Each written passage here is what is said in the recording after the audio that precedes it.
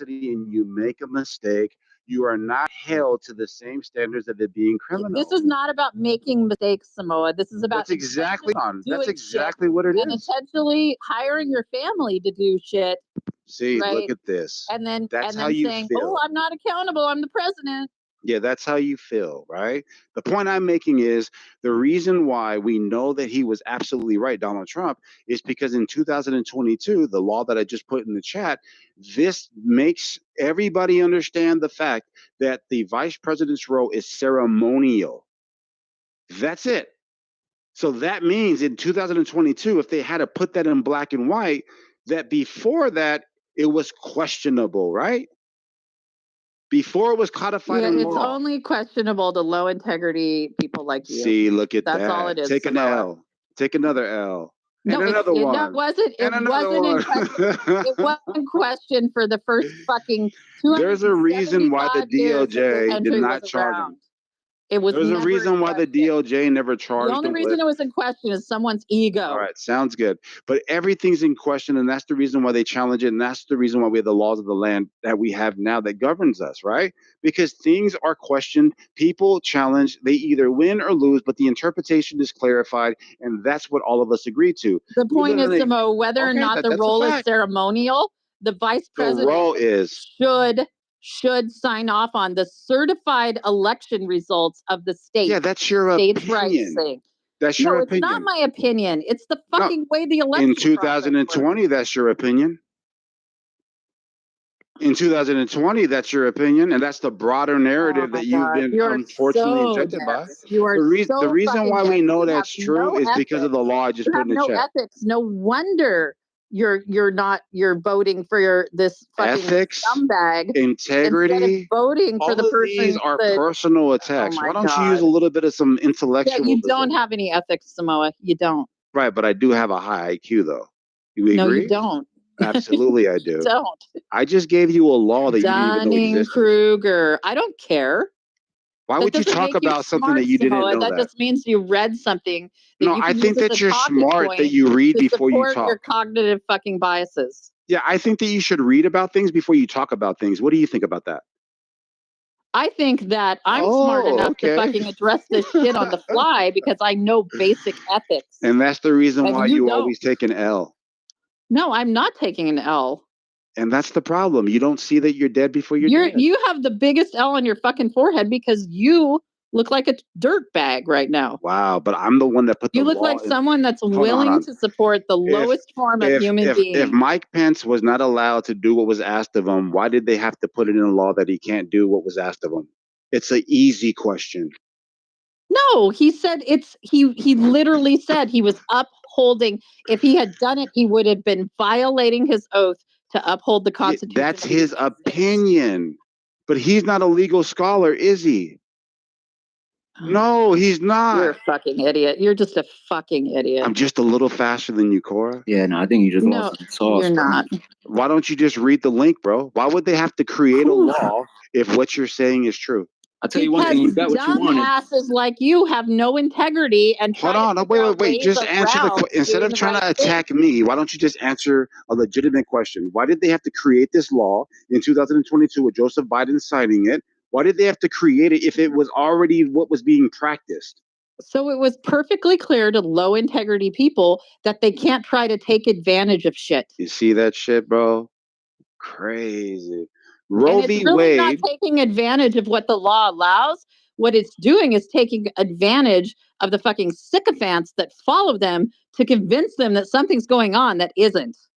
All right, what about this one? The DOJ, this is called the Fisher case, right? The DOJ launched this obstruction charge against 1,500 people, right? The Supreme Court found that this was an abuse of their power, that they stretched this statute out so far that it could wrap around your neck 150 times. Yeah, this is completely non sequitur, Samoa. So move along.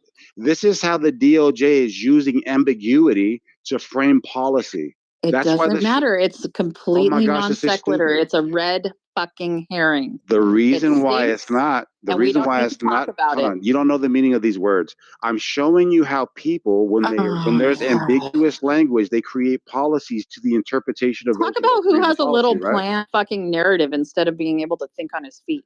So I'm keeping an aligned parallel concept on both sides of it. And you would only be a hypocrite. And this is like your little talking point. You would only be a hypocrite if you don't agree with me. On a fucking talk show somewhere, and you think you're so smart for repeating it. See, in battle rap, what we say is when somebody's freestyle ability is so impeccable, he had to write it because it's undeniability, right? Right? That somebody just can't be smarter than you. That's a narcissistic attribute. I think you should just relax a little bit and just take notes. No, you have a bad case of Dunning-Kruger, Samoa. I'm just a little faster than you. Can we at least? No, you're not. Yo, battle rap has really turned into a whole bunch of geeks with Dragon Ball Z metaphors, huh? Absolutely, bro. This shit's horrible. This shit is horrible now. I got a nephew. His name is let me see what his rap name is again. I don't want to dox him, but he was in URL, went pretty far. Jay the Nightwing, right? Kid's super talented, but you're right. Like, he gets real gimmicky and shit. Yeah, I don't like that shit. They be like Naruto. And like, nigga, get the fuck out. You trying to fucking acting like you pointing a gun at me talking about Naruto. Get the fuck out of here. Sorry, Cora, but maybe next time, right? Yeah, go ahead and live in your little fantasy world there, Samoa. Just read the link. If you can't answer an easy question, there's a reason why you can't. You actually might want to be the one that want to read your own link. Read it, brother. Oh shit, Teddy. Read the link. The link says, Teddy, I heard you cooking these motherfuckers up earlier. Hold on. Joseph Biden signed this into law that the vice president's role and certification is symbolic. Yeah, right? you might want to reread, man. Yeah, yes or no? Is that what you already caught on the replays? So you might want to read it. You might want to read it yourself. Vice president's role ceremonial. Yes or no? You didn't read it, did you?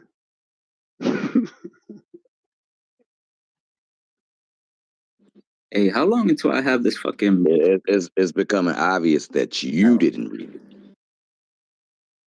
it. Yeah, what? But since you're such in the mood to read, why don't you read it for the room so they can get the understanding of how you have a misunderstanding? Oh, that'd be nice while I'm rolling up. Nah, but yeah, how long I gotta be on this app before that party fucking symbol gets off my shit? We'll be going tomorrow. Yeah, it says ministerial. That's a huge difference. It means he administers the fucking process.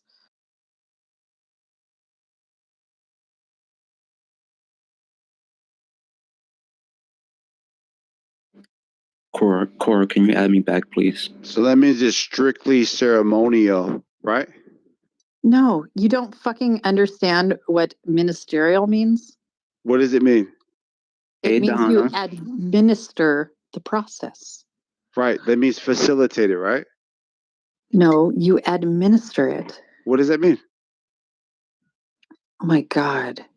What does it mean, Cora? Really? You actually enact and follow through on the process. And what's the process? Certifying the election results at Congress in the Senate. Hold on. So you can't stop it, right? That doesn't make it ceremonial. What do you call it? Ministerial, like they said. Right. Ceremonial would be it's already done. You go up and you like wave your hands around and go poof. Yes, the certification is already done. You raise your hand. The certification by the states is sent to Congress, right? Then they count them. And then the vice president administers the process of the state's electors being counted and certified. All right. So I want to make sure we're clear here. So the vice president's role in this process is clearly defined because of it being codified into law 2022. Don't read parts you're of it. grasping because Why won't you read it and read it for the room? To fucking have So your everybody can get understanding how you have the misunderstanding here. Cora, real quick, right? So this law comes from 1986, right?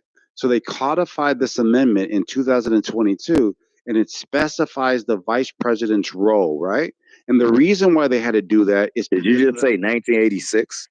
Yes. The original law that they're going off of is from 1986. But anyways, right? Where the ambiguous language existed. So this law in 2022 clarified what the vice president's role is.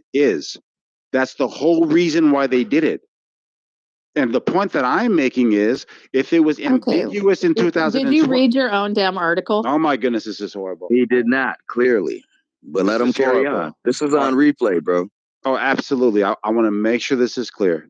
I'm saying that the reason why they had to do this is because they had to define what the vice president role was. That's what I said. Yeah, it's specific duties such as preserving order, calling for objections, and announcing the results. There you go. Yeah. All right. He also has to open every single certified election result from the electors. Yeah, that's administrative. But the point I'm making is ministerial. Just hold on real quick, right? So the point that I'm making in 2020, these things that you're reading right now didn't exist. So what were they interpreting before this?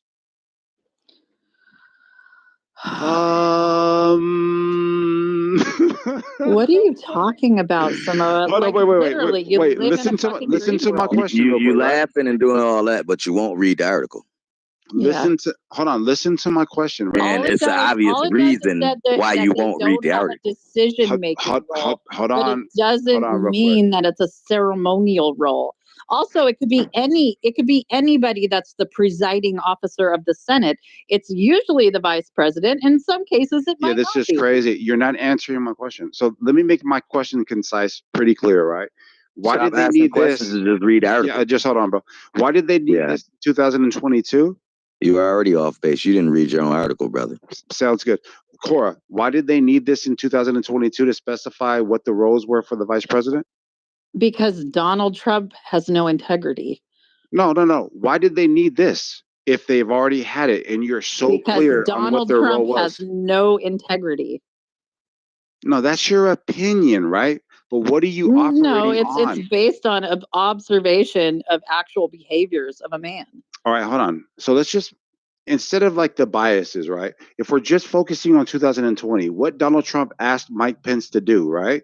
People are saying that it was wrong. Yeah, that was the low integrity move. That was the low integrity move. So I understand. So I understand you feel that way. Luckily, Mike Pence has integrity. All right, that's fine. But if you could just remove your biases for 5 seconds, what I'm asking you is, this isn't a bias. This is like someone that has worked in the public sector. He has integrity. He doesn't have integrity. That's a bias.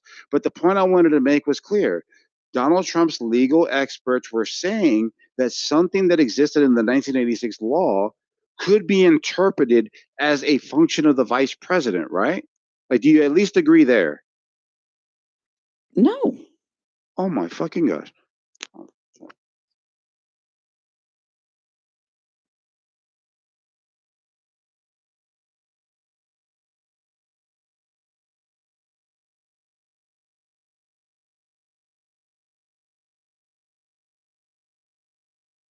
Corey, you like Bernie Sanders? I love Bernie Sanders. That's my dog. He's all right. I don't like a lot of Bernie. Like, I'm not saying this is you, but I don't like a lot of Bernie bros. Just saying, like a lot of them. I ain't gonna lie, Corey. I'm a diehard Bernie bro. No, I don't think you're a Bernie bro. Like literally, you don't come across like a Bernie bro. Believe me, I've met Bernie bros. Like that, they don't even know who the fuck they're talking about. They're just like, yeah, I'm a Bernie bro. Like, yeah. No, I was actually really into his policies. Right. There's a couple hit and miss. Exactly. Yeah, he's not perfect. There's a couple I didn't like, but like most of his shit I really fuck with, bro. Me just now. I was one of those Bernie guys.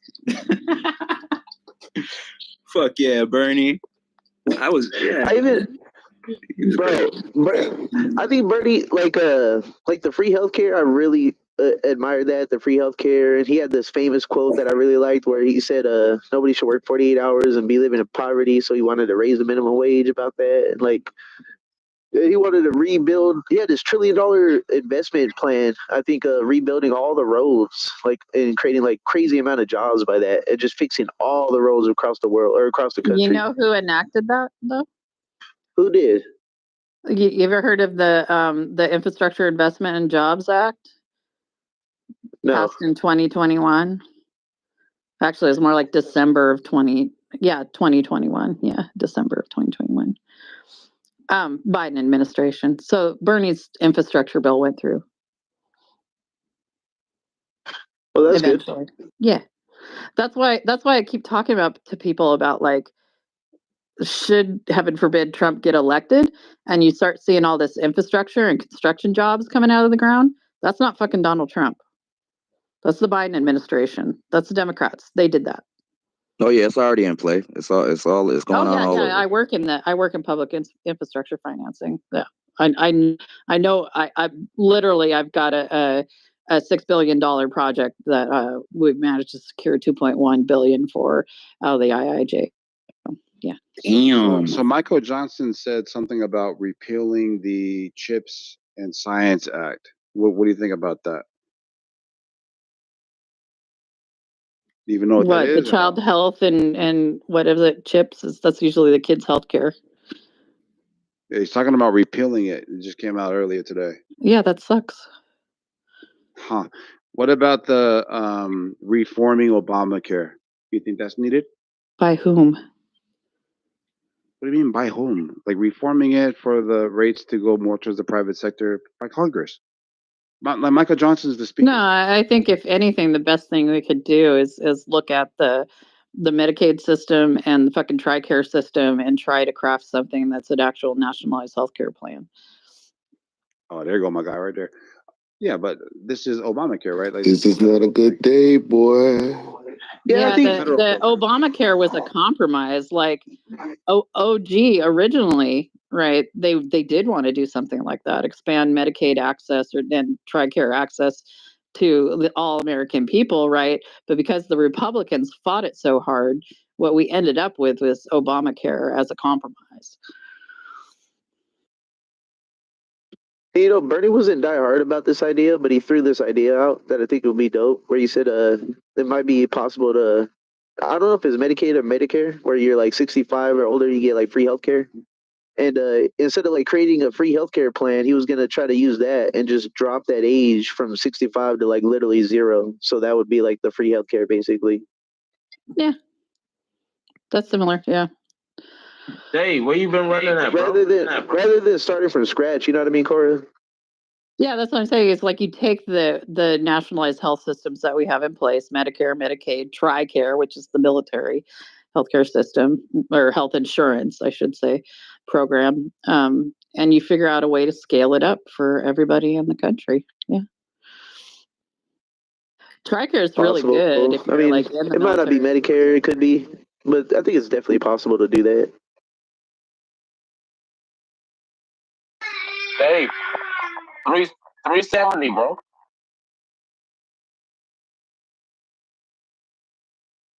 Hey, Nathan, man, we can make you a PTR better than the one you have. Go ahead. Let me see how I look. Make an ape with 2 faces.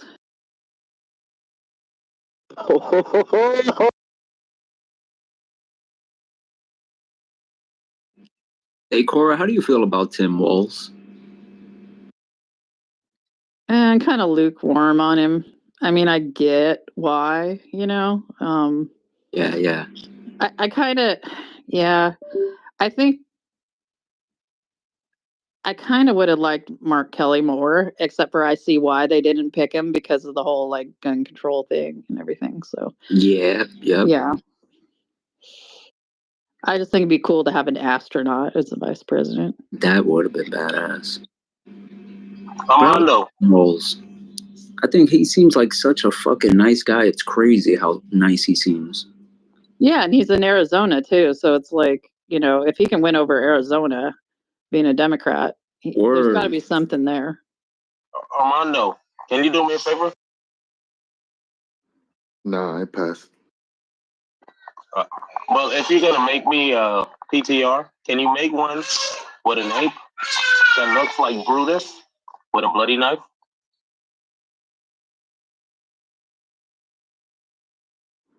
Brutus from Popeye? No, Brutus. Brutus. Brutus the Barber Beefcake? No, that the one that stabbed Caesar in the back. Does anybody remember hearing Trump tell a 14-year-old girl that he's going to be dating her when she grows up? Wasn't he talking about his daughter?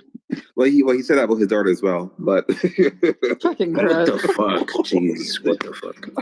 I meant another one. He literally said, if she weren't she's beautiful, if she weren't my daughter, I'd want to date her. Yeah, like. What about that shit that he said about Liz Cheney, Cora? I mean, was it pretty fucking obvious what he was saying? Pretty clear. Was that recent? What did he say? Let me see, because I don't want to misquote. I mean, she's been on the road with Kamala. They've been having like talk sessions where it's like, and the background image is like nation before party.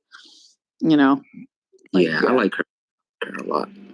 Yeah, I haven't ever minded Liz Cheney. I mean, her dad's kind of skeezy, but you know, yeah. She's always been like on her, you know, doing things for the people, shit, charities and stuff. As far as I know, anyway. Bert, I knew that was you, nigga. That other account. I know Kaiser. I told him earlier. I was like, Kaiser was probably the first one that picked it up. Hey, Mondo even told me, he was like, "Hey, I fuck with Willis." Like, yo, I was cracking up every time he write that shit in the chat. Bro, and I was like, why this nigga keep leaving, dog? This nigga in this bitch. I was like, hey, bro, I was getting a fucking headache talking like that, bro. Literally, son. I even I don't know who you are, but you got to stay. Yeah, I was like, I really hope there's two of y'all. Like, my nigga got a love thing going on. Trying to get one of them love personalities. Well, the thing is that because he's unknown, right? And then some nigga was in the room claiming to be God. And this nigga Willis would come off the mic and he'll say the right thing. He was like, I don't know about claiming to be God. Yeah, because Willis is a Christian apologist, man. Willis is, he's for the Lord. Do that. He's not God. Do that Willis smoothest motherfucker thing. Do that. I can't. Yo, I'm gonna be real. Day, I was telling them niggas earlier. I'm like, yo, when I spoke to y'all earlier in the day, I couldn't remember how I spoke to y'all. I couldn't remember what fucking accent I was doing or what the fuck I was doing. So later on in the night, it was like a pimp. You were like, I'm a pimp, the smoothest motherfucker. That's what it was, like a fucking 70s pimp or some shit. I thought it was like Southern, like a Southern accent or something. No, it was real like lizardy, like a pimp. Lizardy. Yo, nah, so I was getting a headache, bro. Oh yeah, Willis likes to call you niggas heathens too. That's his favorite word, to call somebody. I was gonna tell you niggas yesterday, but it was Halloween, so I was like, fuck it. I'm gonna be Willis for Halloween.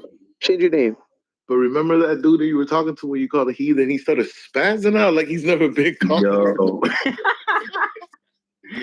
Yo, so that's the shit I be talking about. I'm trying to remember who it was. Somebody. I forgot who it was too. But Mondo, that's why I get that shit from you, son. Because the way you just be calling niggas shit, the way you just be like casually calling niggas demons and shit, that shit be fucking with niggas. You can tell that shit be fucking with them. Well, they told me to stop using curse words. He was like, bro, you really got to call me a bitch ass thing. I'm like, all right, demon, nigga.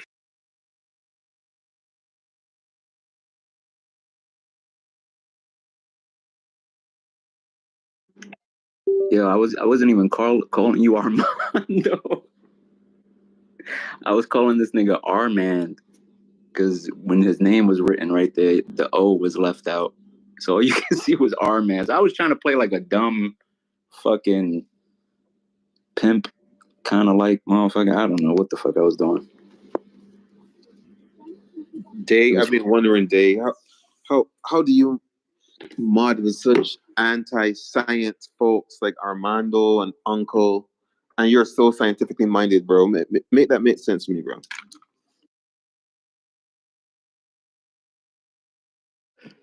He's gonna go silent. He's gonna go silent.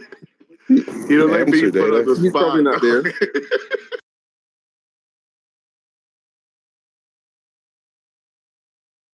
Well, I think Dave's agnostic, right? So I mean, yeah, there's that. But I think that's what's popping about the room, though. Is that? Yeah, the diversity. We got blacks, we got whites, we got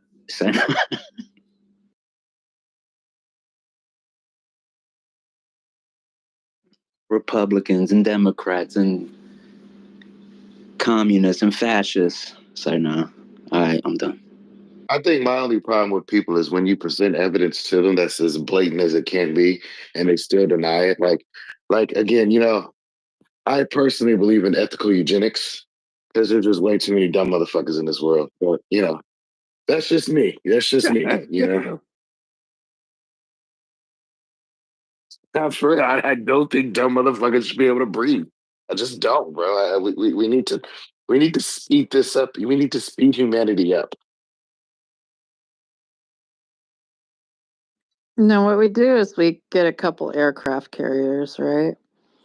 And we oh my God, connect them together with a few bridges and just set them afloat out in the ocean somewhere, and maybe do like airdrops every now and then. Just put them all on that, and give them their own garbage island. Basically, I mean, reason should be the forefront. Reason and integrity should be the forefront of humanity, right? And innovation.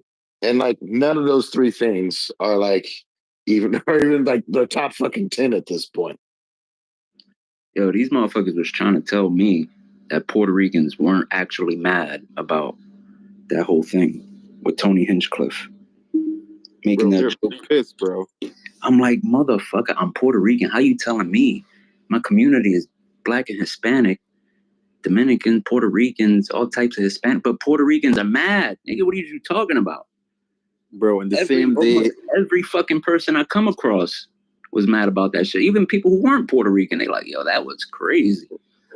Hey, yo, I've been calling Puerto Rico a piece of shit, though. And I'm Puerto Rican. And I'm Puerto Rican, bro. Like, my mom's Puerto Rican.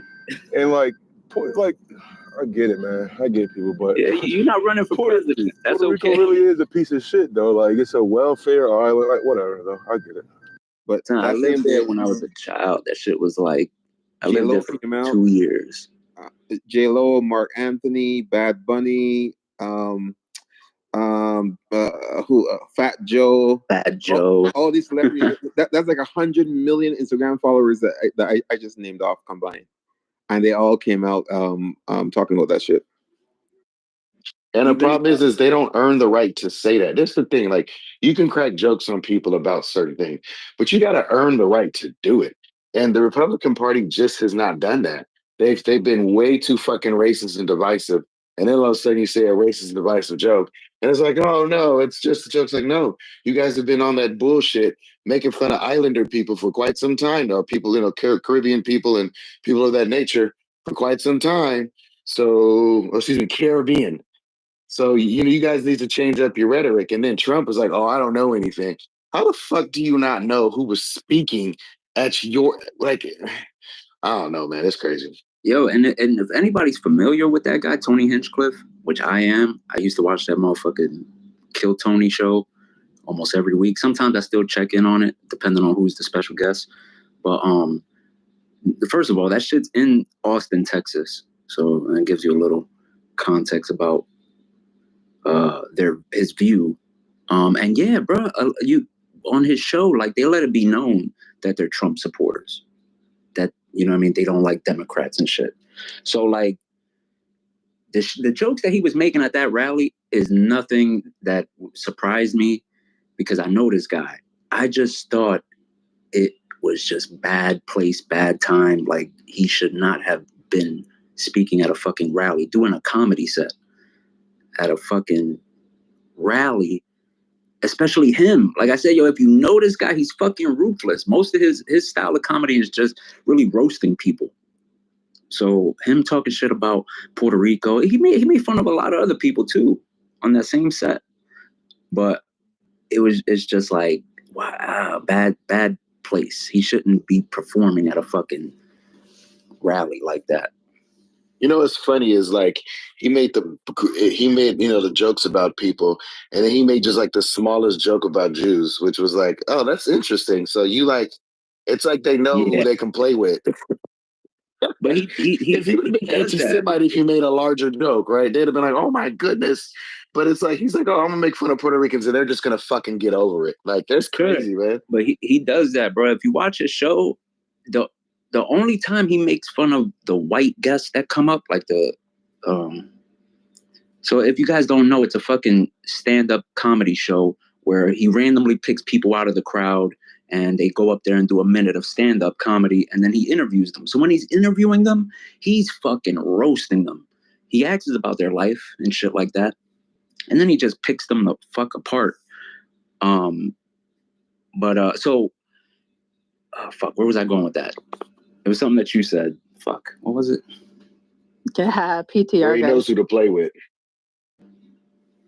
He knows who to make fun of and who not to make fun of. Oh, right, yeah. So the only time he fucking really makes fun of white people that go up there is if they're one, gay, if they're like mentally challenged, which he does have, like, mentally challenged people go up there and actually try a minute of stand-up comedy. And if they're like disabled. If you really fucking watch his show, you'll realize that after a while, just watching, like, wow, everybody, if they're black, Hispanic or something, he's making fun of their race. He got those race jokes. But if they're white, then he doesn't really have anything for them. He'll just be like, all right, get the fuck out of here. Unless they're fucking gay. Yo, Willis. Some shit.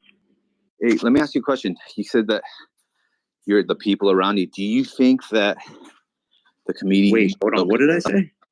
You're talking about like how you offended, the joke offended people around you and shit like that yourself. Oh, yeah.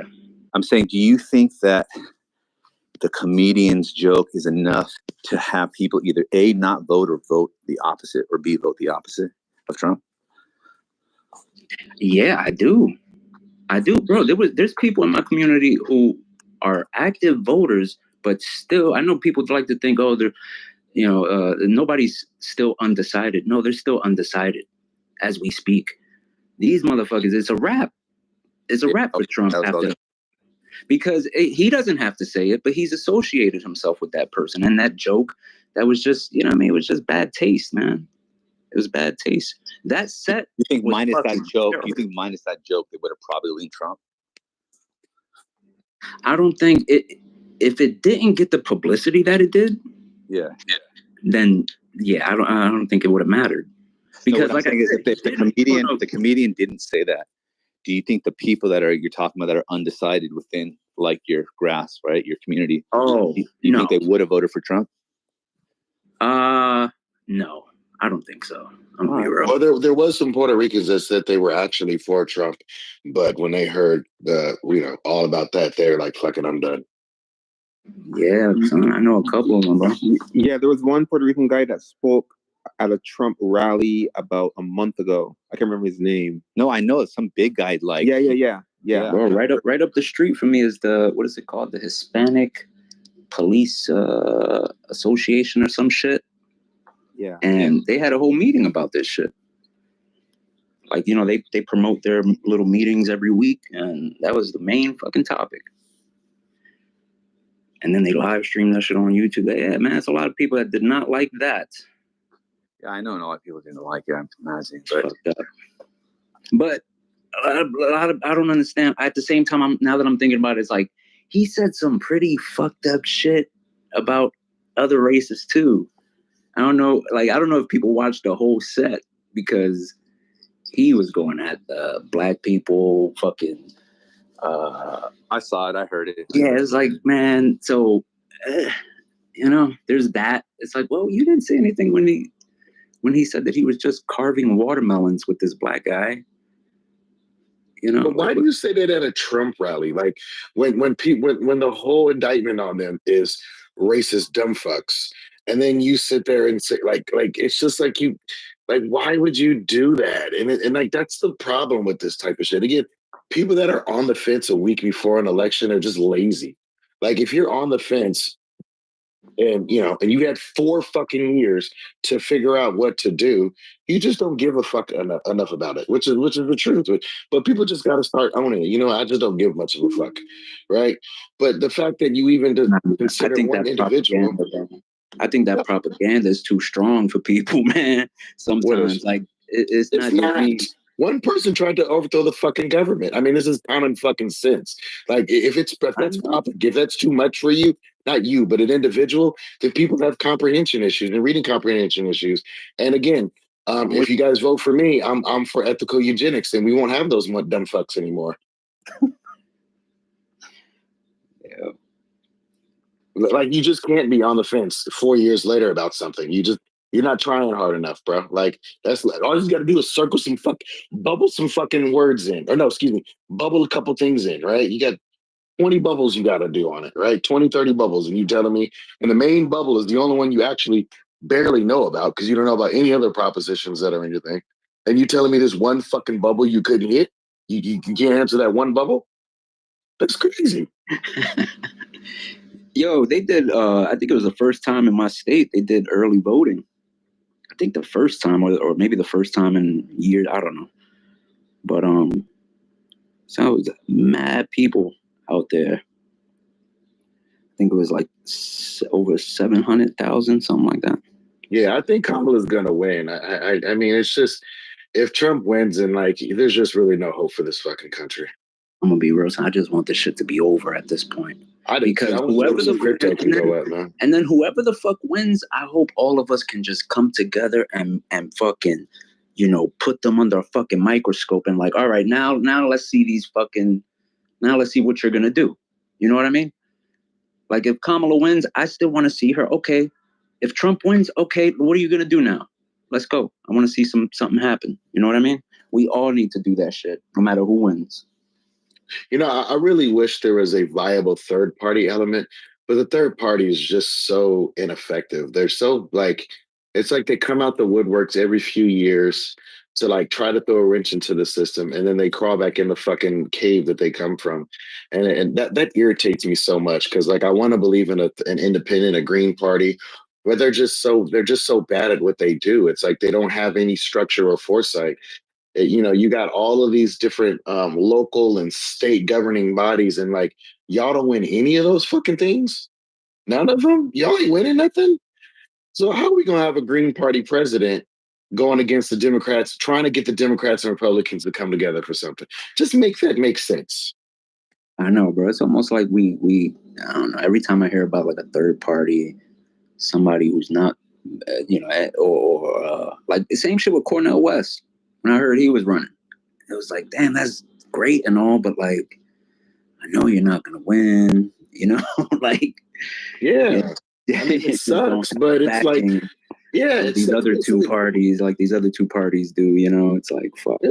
He needs to run for senator, and if he loses senator, he needs to run whatever fucking mayor, or what I'm saying, like, go down, start small, bro.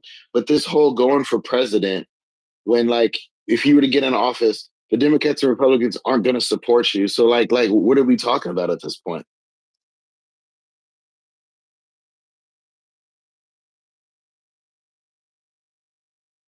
Yeah, man, that's just a lost cause, man. And it sucks that it is, but it really sucks that I don't care for both of the parties the way that they're basically just whatever the corporations tell them to do is what they're going to do. Whatever their donors tell them what to do, and that's so irritating to me. But I mean, again, there is differences that I like with the Democrats relative to the Republicans. I think the Republicans are way too far off the fucking rails, and they're cucking to Donald Trump, which is it's despicable. Yo, I wanted to say this. My bad, Simon. Real quick, I wanted to say this earlier about Jeff Bezos not allowing, what was it, Cora, New York Times to endorse Kamala. Washington Post. Oh, Washington Post. So as a businessman, like, I understand that shit, especially now, because my fucking property was vandalized because I put up a Harrison Wall sign on my window of my store, and it was vandalized. So it's like, I get that, and that's not actually the first time like something like that's happened. So it's like I get why a businessman would not want to endorse either way. I get it. I mean, a man like that though, you got tons of money, bro. What the fuck? You're not gonna lose. You're not gonna lose. Yeah, I was But, just yeah. go ahead. I was just gonna make a comment. You guys woke me up out of my slumber. The third party, I think, is the best shot any true believing American has, because it's obvious at this point. It's two wings of the same bird. Have you guys ever heard that? I know it's a cliche, but it's true. It's true, is it not? So, third parties, like, let's rewind the clock back to 2014, 2016, when Bernie Sanders was running. Correct, he was not a third party, but he was representing the third party ideals, you guys. So let's have honest, true dialogue. That's what both of your parties are missing. Now I'm going back to sleep. Bye bye. Oh man, thank you for that. I ain't even mad at you. See, Day, Bernie, man, we fucked up. Day, we didn't fucking put Bernie in there. We fucked up.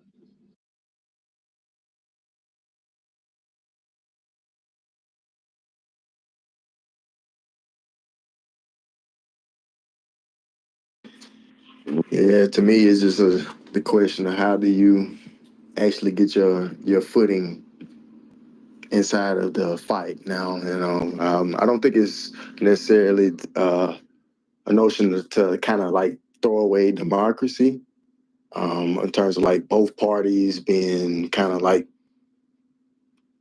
correlative, but I think democracy, the fight of democracy, the initial fight of democracy, in terms of like, it to me is just like an emergence of the parties, and it's not traditional in terms of how we vote. Um, but it's to me it's just like a fight of how do we establish ourselves to actually have some sort of say so.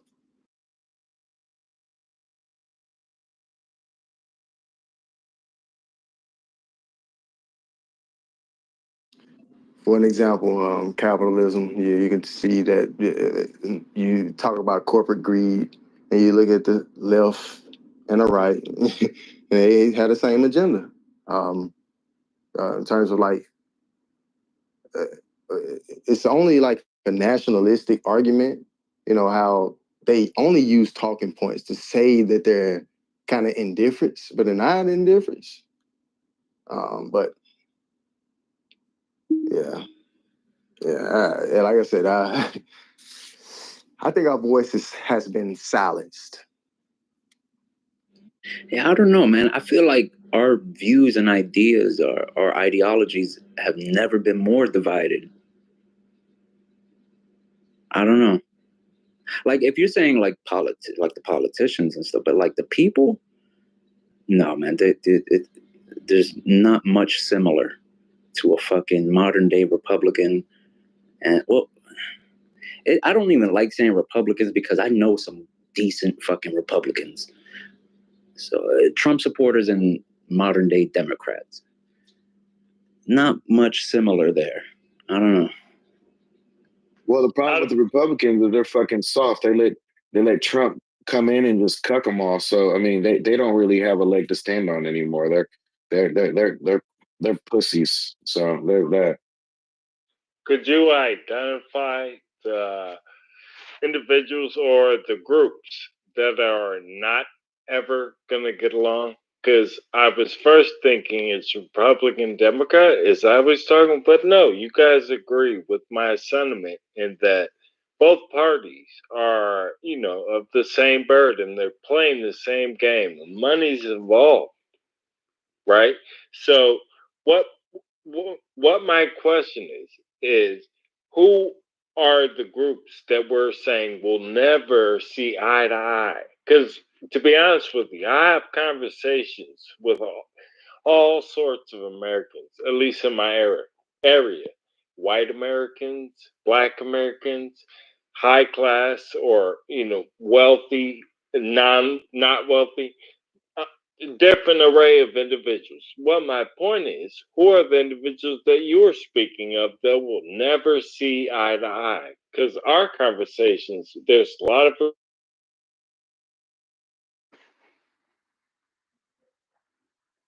I don't really. Are you saying like what political party?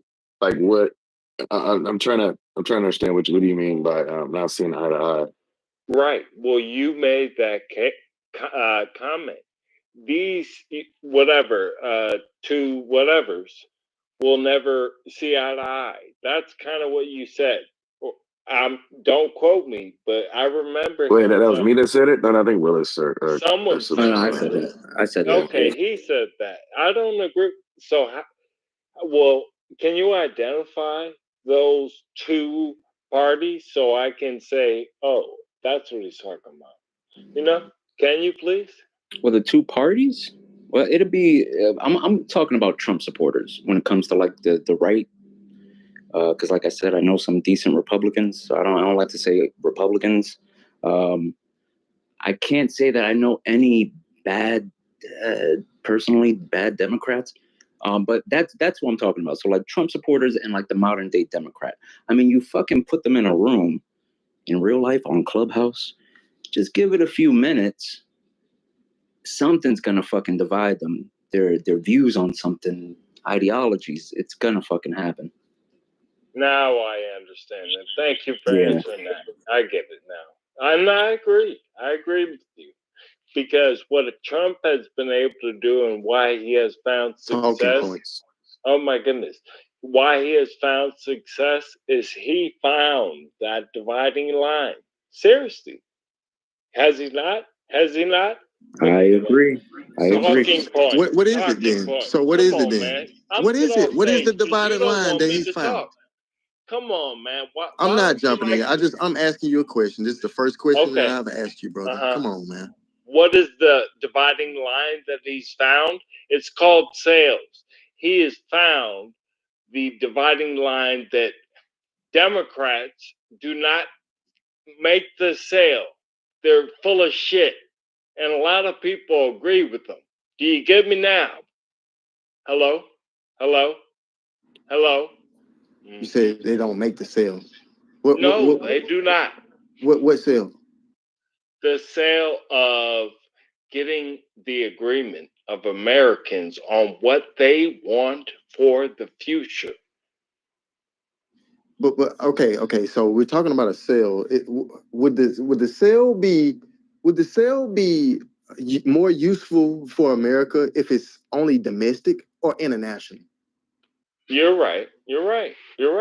But they don't know that. So hey, it's about winning the game, not about the college. Not about they're not that smart, and he knows that. He's playing on talking points and stupid ideals and shit. He's playing the game, and he's winning. If you ask me, I don't know, but yeah. Nevertheless, you asked me a question. I hope I answered.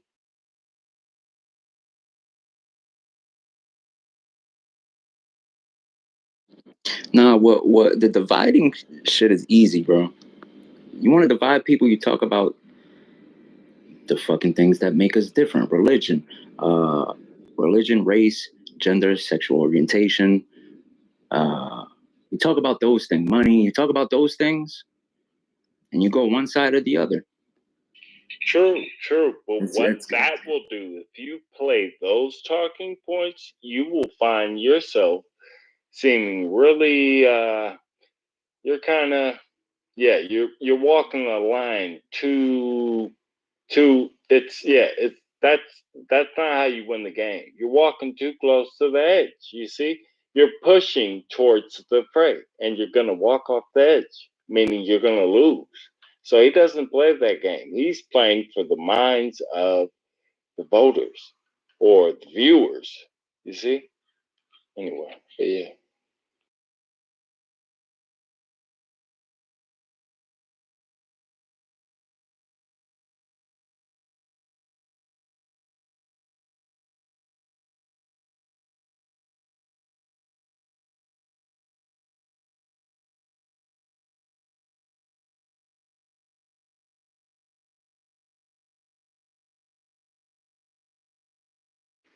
And when y'all get quiet, man, it makes me think, are they thinking about what the fuck I said?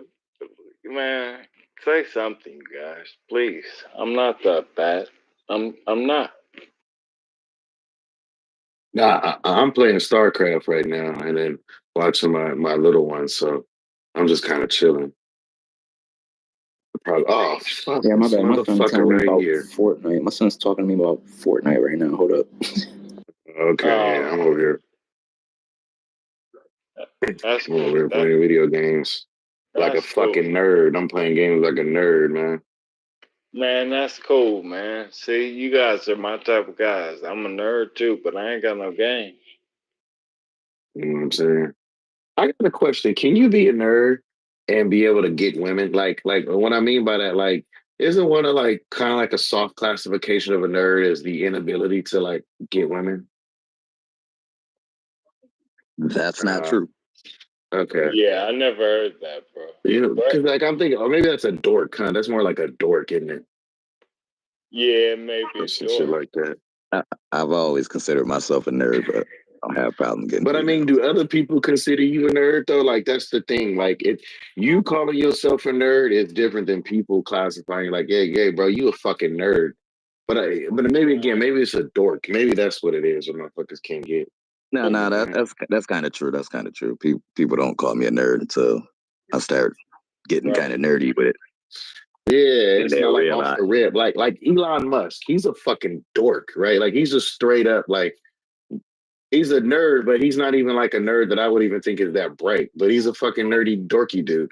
Like there's no way, you know, y'all are on the same level as him. I mean, maybe you are. I don't know. I'm just saying. Well, yeah, Could be. He's a little off though. He's a little off. So that's generally what's associated with nerds too. Is they're just a little touched, if you will, to be nice. Right.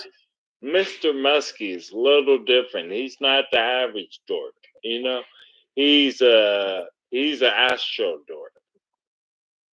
Something like that. But He's strange. I've heard his mom talk because you know all this election shit. Oh my goodness, man, his mom is weird too. what did she say? Just her mannerisms are just so like they're just off. But again, you know, some people can't help that, you know. So, you know, but you know, it's one thing to not help it. But if I don't like you, I'm gonna say mean shit about you. So that motherfucker a weirdo. If I liked him, I probably wouldn't have called him a weirdo, but he a weirdo. And his mom's weird as shit too. You just her mannerisms, bro. It's just like, you know, just certain things about people. You're like, dang, why did you like twitch like that? Like what the fuck? Right. But again, it's cool if I don't hate you, I'm that cool guy with is it. I very awkward. hear you. I mean, I guess what makes me, you know, the way I am at this point in the conversation is like, you know, I'm bigger on concepts and ideas, you know, and he has shown that his concepts and ideas, whether however he's getting them, you know, communicated, if it's authentic or not, you know, they're blowing everybody else's ideas out of the water. Are they not? Are they not? Seriously. He is the richest man in the world, is he not? I don't know. So yeah, concepts and ideas is the time that we're living in, right? So No, but his concepts and ideas are not necessarily his, right? They're still products of other people kind of informing him on what are the best decisions to make. He's not just some sort of like, I don't know. I think people dick ride him a little too much. And then when you listen to him talk about like social things and just really straight up fact checking, baby, get this damn thing off your nose, girl. Don't put that in your nose, babies. Is you just start to realize like there's no way you can be that intelligent but think the dumbest fucking things at the same time. Like it's hard for me to assume that, you know. Well, it shows you it. If you don't have the social, the social status, of others, your intelligence may be downgraded in their perspective. Seriously. Right, exactly, man. So oh shit, this motherfucker playing with me. But yeah, man, I guess it's a good chat. I guess I'm gonna play these games, watch my child. I'll probably just listen with y'all for a little bit, but I'm kind of halfway paying attention to shit anyways. Yes, sir, man. This is a great room. I got the little baby. All right, yeah, I'm gonna sit back. I remember you guys had that little science conversation. I don't go on this shit that much no more. I'm tired of talking to fucking morons because I get too irritated. But yeah. You said religious? I thought No. Science. A lot of science-based shit that you guys they would talk about in these rooms. Not as much, but it's motherfucking. But all right, I'm gonna sit back. All right, man.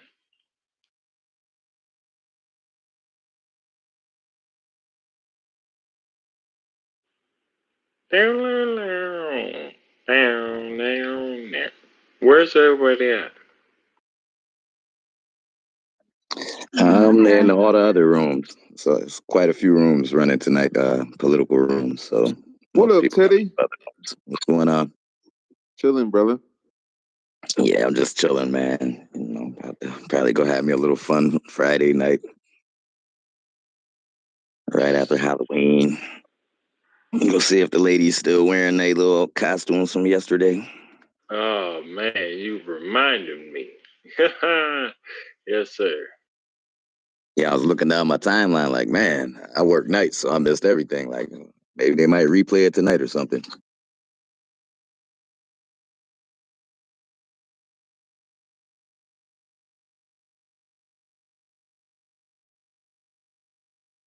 Yeah, and I'm kind of surprised, though, that certain propagandists is not in this room tonight running their talking points. I think they're in panic mode, though, because that internal polling starting to come out. The jig is up. Oh, what's happening with the internal polling? We got some juicy shit? It looks brutal. Tell him, Teddy. The jig is up. Teddy, holler at me, cuz. Like if you've been watching enough political cycles, they'll have you thinking it's down to the wire when it's really not. You know what I'm saying? Because they got to keep the viewers tuned in. But now it's starting to break. So cuz losing by a landslide, huh? It's kind of obvious what's about to happen. Oh, sure shit. Let's go. Yeah. That's good, man. It's gonna be real simple. She's gonna win the blue wall states. She's gonna win Wisconsin. She's gonna win Michigan and Pennsylvania. And the election is gonna be over. It's real simple. Shit, she gonna win Pennsylvania too? I'm not Pennsylvania. Excuse me, Michigan. Those Democratic states. Ohio, Michigan, Wisconsin, and Pennsylvania. Yeah, she's up. See, I knew there was a little bit of issues. Oh, fuck. I mean, you don't see Trump body language on the trail. He knows what's going on. No, I don't even pay attention. He's been advised of what's really happening on the ground. Oh wow, I'm glad, man. Fuck that motherfucker, anyways. Yeah, they got a lot of the early voting. The numbers is looking good, man. People coming out. That's good. They're gonna come out Tuesday as well. That's good, man. I'm glad because Trump is a piece of shit. And I try to be impartial, man. Like I'm not pro. Like I mean, obviously I'm pro democracy, but I'm not like a fucking Democrat. Like I'm not one of those. Oh my God, Team Blue, vote Blue matter. I'm not one of those. No, don't get it twisted. He got a shot to win as well. He got a shot to win as well. Yeah, of course. If the most basic things hold, he's not going to win. Not like that? Yeah, pretty much. That's good, man. So the states to look for is Michigan, Wisconsin, and Pennsylvania. When those get called for the Democratic Party, it's over. I think my issue is they didn't really do a good job of wooing the Arab, Muslim, and Arab communities, did they? Because I know there was a lot of the Arab community was hella slighted with a lot of stuff. Well, the Arabs, I mean, them voting for the Republicans, that would be the textbook definition of cutting your nose off to spite your face. I mean, they can be vocal and talk a little crap, but I mean, come on, the Republicans don't have their best interests at hand. No, we absolutely know that it's a lot of what's the word? It's short-sightedness with these parties, man. A lot of short. Oh my god, yeah, we fucking lost. That was bullshit. Yeah, it's a lot of short-sightedness with the Islamic or the Muslim communities because some of them are like, oh, Trump, because Kamala's complicit in genocide, but it's like, what you think this nigga Trump gonna do? You think Trump's gonna be like, oh yeah, I love Muslims. Go ahead and rebuild Palestine to be this beautiful safe haven for Palestinians. Like, is that what they assume he's gonna do? I'm just I don't know why confused they about would think that if they've been following American foreign policy, America is always going to have Israel's back. It's real simple, no matter whether it's Democrat or. Yeah, bro, it don't make no sense. Somebody said, dude just had damn near 200,000 people at Madison Square Garden. Oh, he left, huh? Trump got the 200,000 at Madison Square Garden? Absolutely not. It only holds like 20,000. That the fire marshals would have shut that down. They wouldn't allow nothing like that. That's funny. I mean, like, look, everybody, of course, he has a chance, right? Which I think is. I mean, they're always close. Elections are generally like kind of like, hey, you win because you won a couple states, whatever, and popular vote by 5 to 10 million. Like I get it. It can be tight, but if you're telling me the polling, and he's already saying they're lying, that they're trying to steal it in Pennsylvania, so that to me kind of just shows too that he knows they don't need happening. to steal Pennsylvania. What a lot of people, that's not really political observers. There's more Democrats than Republicans in Pennsylvania. Period. So it's like, okay. Come on, you got to do a lot of flipping. Yeah, you got to do it, or get a lot of people to stay home and just not vote or not turn out and things of that nature. But no. Yeah, you were saying they're trying to steal it and cheat in Pennsylvania. It's like, bro, how is everybody a cheater and a liar but you? I'm just trying to get how you can think. Yeah, it's only fair when he wins. That's it. Yeah, it's only fair when he does it. It's crazy. But man, I don't know, man. I think sometimes people are Trump supporters because they just want to follow some shit and they just want to be anti-establishment. They just want to go against the grain because they think it's cool. Because there's just no other reasonable way. Like, there's nothing logical. Well, if you look at what's going on in America right now, it's basically like a lot of people are rooting for political parties like it's a sports team. Yeah. Yeah, and that's a wrong. It's coming down to colors, they like either red or blue, and they're not really like scrutinizing the things that these parties do. Like the Republican Party, they vote against everything that is for the citizens. Any piece of legislation that come up for the citizens, they vote against that. So that lets you know where they are. They don't even want the people to have like earned income credit. You know what I mean? Like that's crazy. Yeah, I never understood this whole being stuck with a political party. Like I'm trying to be with a motherfucker who gonna do right by me. I don't care if they're red. I don't care if it's red or blue or independent, whatever the Green Party. I don't give a fuck. Are you gonna do right by me? And does it make sense? If it don't make sense, man, then like I don't care if you're different. Like the problem I have with people is most of them don't know anything about their local shit either. They don't know who the mayor is. They don't know who the DAs are. They don't know who the senators are. They don't know any of the shit. So it's like, what are we doing? Like I'll give you a perfect example, right? So say a populist, used to be popular, it was like a little populism. So you would have a Republican candidate that come up and rally against welfare, right? A Republican candidate. Who is the biggest receivers of welfare? The red states. So these people are literally running out and voting for the rich guy that tells you you don't need any assistance. Pull yourself up by the bootstraps. They telling that to people who don't even have a pair of boots in the first place. That's interesting. Another example, Obamacare or the American Health Care Act. The main recipients of that are people in red states. That's hilarious. Most of the red states are not the main population centers, meaning they don't really have the jobs, so they need assistance. And luckily, this is America, and we don't allow people to, fall by the wayside like that or starve to death or things of that nature. Like, I gave an example yesterday. The whole, they're eating the dogs and cats, nonsense. This is America. We have food pantries. But furthermore, there's grocery stores everywhere. Why wouldn't they just go in there and steal some damn food? Why would they go steal somebody's pet? Like, come on, man. I just Come on. wanted to ask Like, this people don't put question. things in proper context. Wasn't the bill originally a bill that was pushed by a Republican? I believe it was, what was the man's name? He was from the Northeast back when Obama was, first. Mitt Romney. Yeah, exactly. Romney. Yeah, but he was in Massachusetts. So? No, that means a lot. His constituents. His constituents in Massachusetts is something different than those down south. And so it's a good idea. And naturally, Obama was into implementing good ideas. Nothing is wrong with that. That was the old way of doing things. Now this new MAGA deal, no, it's not good for the country on a whole because now things are not bipartisan like they're supposed to be. They're supposed to come to some type of compromise. Everybody put out what they want and then whittle it down, and come to an agreement. And that's not what's happening anymore. You got these people just straight voting against anything, all trying to win elections. And it's crazy. And the people suffer in the end.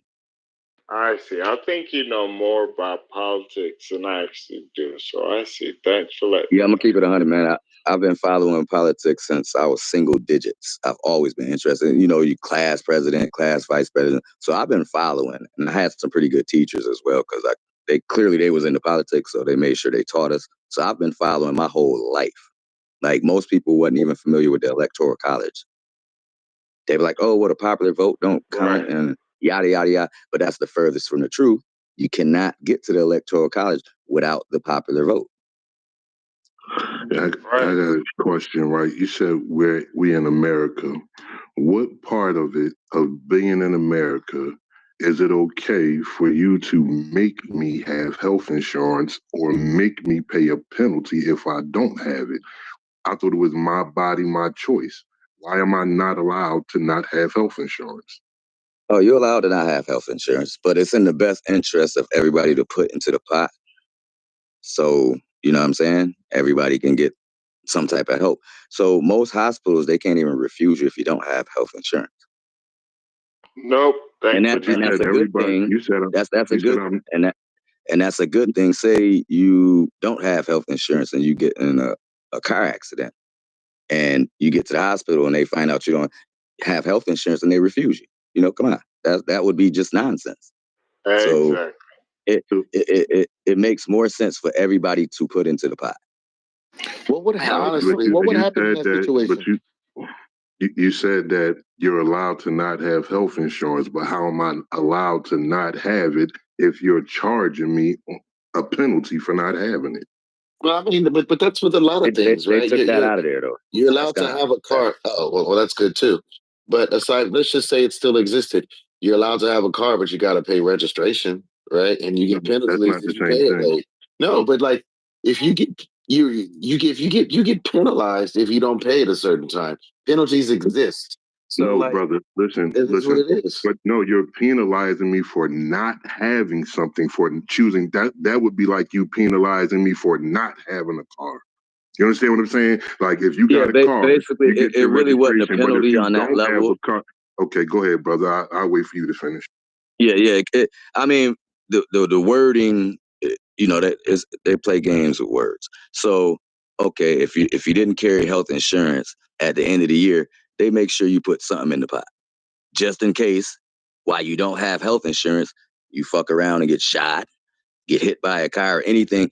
God forbid you have to go to the hospital for any reason. They're not going to refuse you, meaning it's already paid for. So they pretty much just want everybody to put into the pot.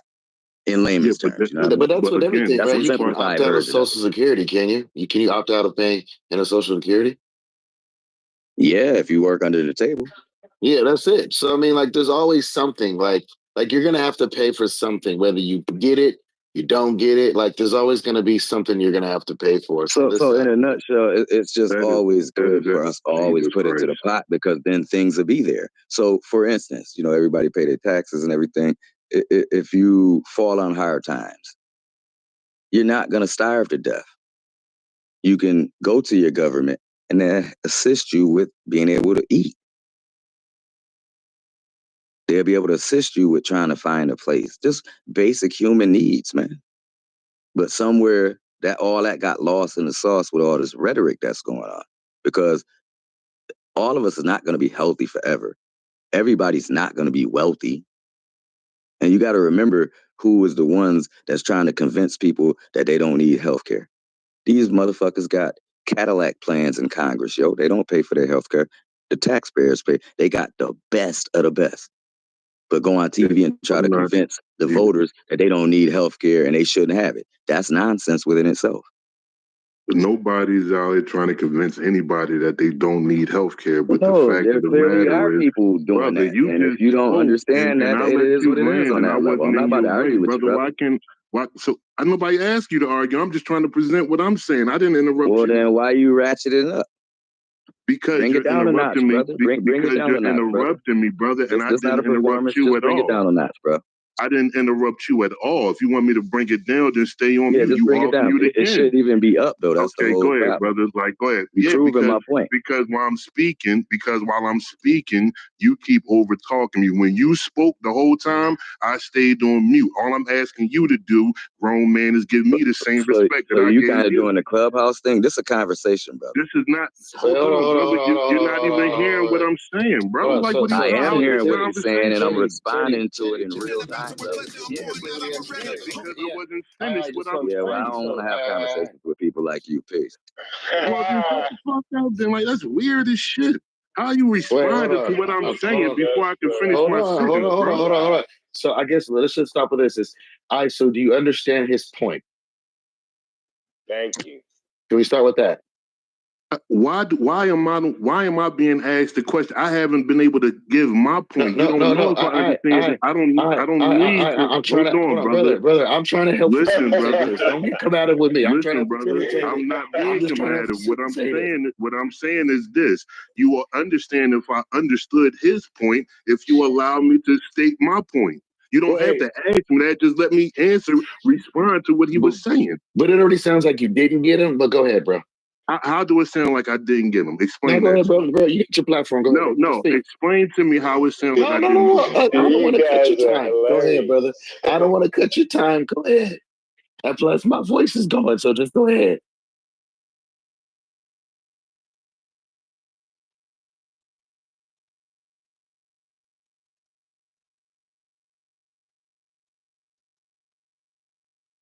You see, all this is a case in point of what the TV can do. It's very powerful.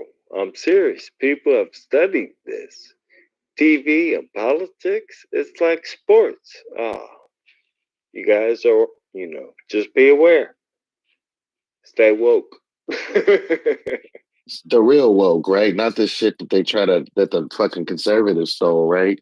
But yeah, I guess the point, it just seems like, Teddy kind of laid out like, hey, this, you're not getting penalized. That's not even existing anymore. However, there is a pot, or I don't know if it's changed, or I don't know too much about the shit, but there's like a pot that people do just in case something were to happen. I mean, we have Social Security, like we have social programs where that exists, where you pay into shit that you may or may not use today, that's fucking insurance at this point. Oh, I got insurance. Like, I mean, like all of this shit exists, man, where we put in the shit we don't necessarily want to or at that point. But I mean, hey, if it's for the better of the country, then I mean, what are we talking about? Okay, if that's the case, then I'll ask you, why was that not the case before, and why is that not the case now? Why was that only the case for those couple of years if that's in the best interest of the country. And since that time, there have been Democratic majorities. When Joe Biden first came in, he had a super majority. He could have took it back to having that penalty. But why didn't they have that penalty? Because it is unconstitutional. You're saying it's like insurance, but that's what we're talking about. Insurance. If somebody chooses, because a lot of young people choose not to get insurance, and that's not a blight on our society. That's not a blight on the taxpayer. If somebody goes to the hospital and can't pay insurance, that's between them and that hospital. So why are you now making me, if I'm 19 years old, 20 years old, 21 years old, and I choose not to have insurance, how are you going to then go in my pocket and say, well, since you don't got insurance, I'm going to make you pay for insurance? That is unconstitutional, and that's a large reason why people were upset about it. I mean, according to the person, GA said no one was ever charged. So I don't really know the in-depths about that part. But I mean, again, I always just say, man, people pay the shit all the time, man. I mean, if it was unconstitutional, what? I don't really know what happened at that time. Because again, it seems to have been changed. No one was ever charged. So I don't really know what the details are. Can we pull? Does anybody have the details of it? People were definitely charged. People were definitely charged. Pull up some stuff about it. Pull up some details. Pull up some records on it. Let's go ahead and bring some data to it.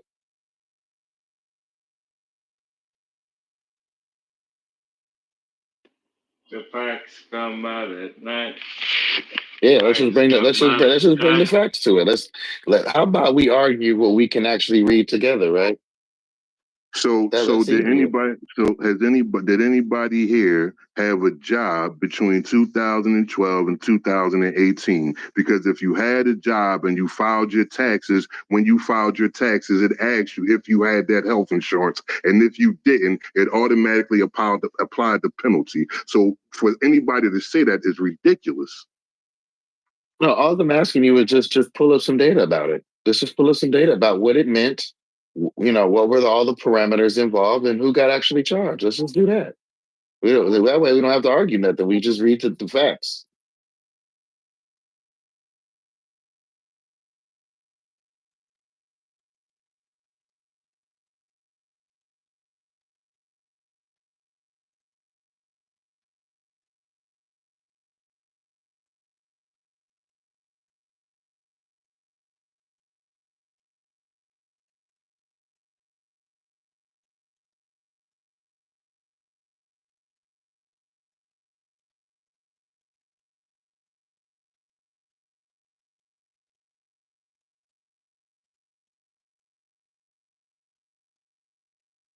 Are you pulling it up? I am, or what am I pulling up for you, sir? Are you going to pull up, who was charged and what the parameters were for the ACA and what are the changes? Like, can we read that together, maybe? You can pull it up if you want me to. If you want to read it. Yeah, but pull it up. Pull it up. No, you pull it up. You're looking for the. See, this is what I'm saying, right? It's not even an honest conversation, right? Because listen, I'm gonna show you what you just did. Talking about, bro? What? Hold on, I'm gonna show you what you just did. Hold on, wait. I want you to see about this. Hold on. Listen, brother. I want to see about this, and I'm asking you to bring up your argument, and you telling me that I'm disingenuous. I didn't say anything disingenuous. Never came out of my mouth, sir. What are you talking about? You were complaining about this type of argument. You're making the claims. You're complaining about them. So bring facts. This is your argument. So this listen. Is your argument, now listen. Okay, so now listen. This is what the problem. No, God damn it. Okay, cool. So this is the problem, though, right? Because you were just saying in the affirmative, GA said nobody was ever charged. So nobody was ever charged, and they cut it off.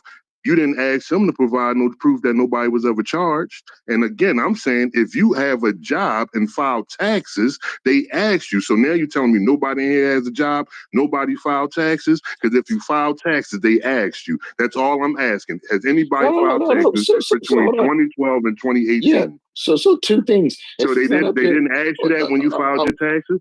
I have to answer. So there's two things. He didn't come up to speak. And the second one is just because they ask a question doesn't mean it's concluding your statement. That's why I'm asking you to present what the actual bill was what has changed and what the exact penalty is for these particular things. Like these are the things we try to get into, right? Brother. You made the claim. You were the one that's making the claim that's upset about it. So you pull it up. This is your argument, bro. Not my argument. This is your argument. I'm not upset about anything. I came this up is your and argument, posed the question. This Okay, is not so- an so argument, wait, brother. I'm not saying Jesus argument Christ. in a way. Oh my God, this is your I contention. understand are what we you mean arguing about semantics argument. here? You mean my side of the Then why the conversation that fuck we're did you having. say this is I'm it's not an I'm argument? fully aware. If you Oh my listen, then God. you'll understand why I said an argument, because I didn't come up. Because I didn't come up. When I came up on stage, I asked a question. Then when it went further, Teddy started to say all these reasons why it's okay. I was stating why people had a problem with the American Affordable Care Act because they felt like this. I didn't come up with an argument. I came up with a question. Okay, cool. So yeah, you're right, bro. Affordable Care Act. All right. How about we go to the next topic? Great conversation, guys. See, words mean things, and I understand fully what I'm saying when I'm saying it. That's why I came up, and the first thing I said was, I have a question. Is it okay if this happens if I don't do this? And then we went on talking about the good things and the bad parts about if those things happen. But you asked the question to start dialogue. So let's not bullshit ourselves here. That's why you asked the fucking question, bro. Like, why we don't have to play dumb. Right. So if you're asking a question to start a dialogue, you already had a loaded argument, right? You No, already I had a did not. loaded.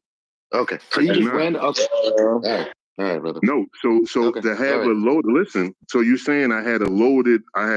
It was like a You loaded asked the question, right? question. You asked the But question the with the intention reason to why I start the wasn't dialogue the about it, reason, right? right? Okay. Because I So wanted what us the to fuck? take a I critical swear to God, look. I'm losing IQ points. Simon, Yeah, do you lose understand what I'm IQ trying to points say, because bro? y'all don't Simon, you understand what I'm trying to want to say, bro? Like, do you you don't want understand? to You're getting my understand what I'm bro, saying though. See, bro. you want to echo chamber. You think that I disagree with you, so you No, want to keep talking, right? I'm not But in a fuck, again, bro. I Oh my brought the gosh, question up because we were bro. But saying for it what? was good, and what I wanted to Okay. do was for us to have an actual conversation about if that's a good thing or if that's not a good thing. So I'm Now, if asking you want to you. pull the bill up and go through the bill and read it, it's not on me to do your homework for you. No. You We made the are all positive adults claim. here. You made the claim about it not being good. So if you made the claim, I never right, made a claim about it not being good. You I said it asked charged a people. You said it question. charged I people. said it was Hold on.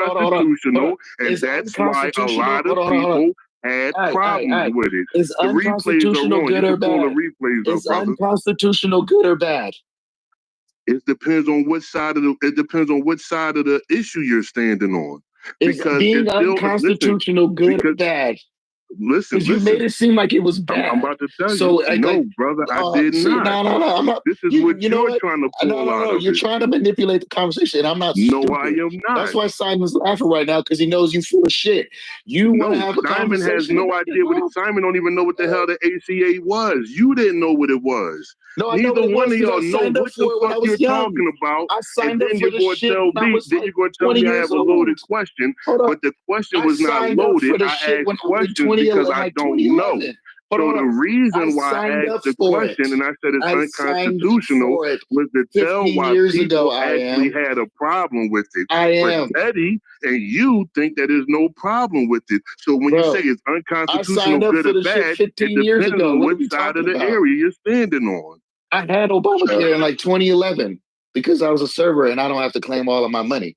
So I got good. So I'm saying I I'm not saying that. See, this is what I'm talking about. I'm gonna wait till you finish. I'm gonna show you how ridiculous you are, bro. So hold on a second. Comment in regards to you mentioning my name. The ACA, sir, stands for the Affordable Care Act. That's what we've been talking about for the last hour and a half. But I appreciate you mentioning my name. That would be $30. Please leave it on stuff. No, the problem that's why Teddy was like, I'm good. Because you twist the semantics and you act like you were just you throw the rocks and then you hide your hands. Like I can see through bullshit. You asked the question because you wanted to have the dialogue. Cool. And then you're standing on what you're saying, right?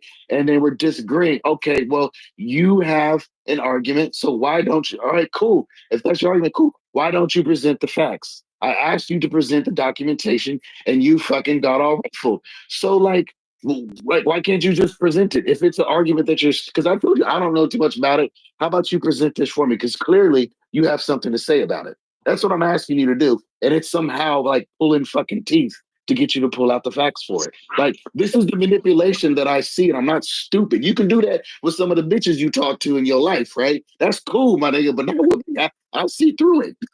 I see right through it. And all honesty, okay, so now the first. Okay, go ahead, Simon.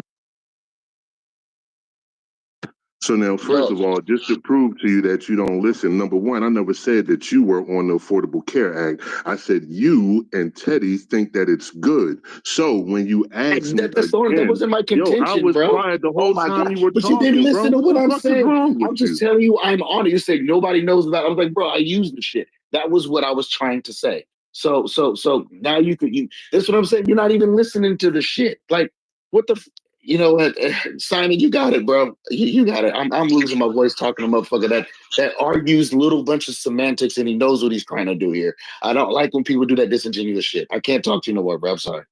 Okay, well, shut the fuck up then. I couldn't care less. So again, I'm not arguing semantics. I came to have a conversation. Hey, you think this is good. This is why people were opposed to it. Now we can have a conversation about it. If you don't know if people were charged, again, I didn't give my idea if I thought it was good or bad. I'm telling you the argument that other people have against it. You, again, are an adult. If you want to read the bill and go through the bill line by line, and you want to compare people that were charged to people that weren't charged, then by all means, you go do that, bro. It's not for me to do that for you. Second of all, the craziest thing is I haven't been personal the whole time while we were talking, but you are getting very fucking personal. You're a grown man. You can't control yourself, bro. What's wrong with you? And setting.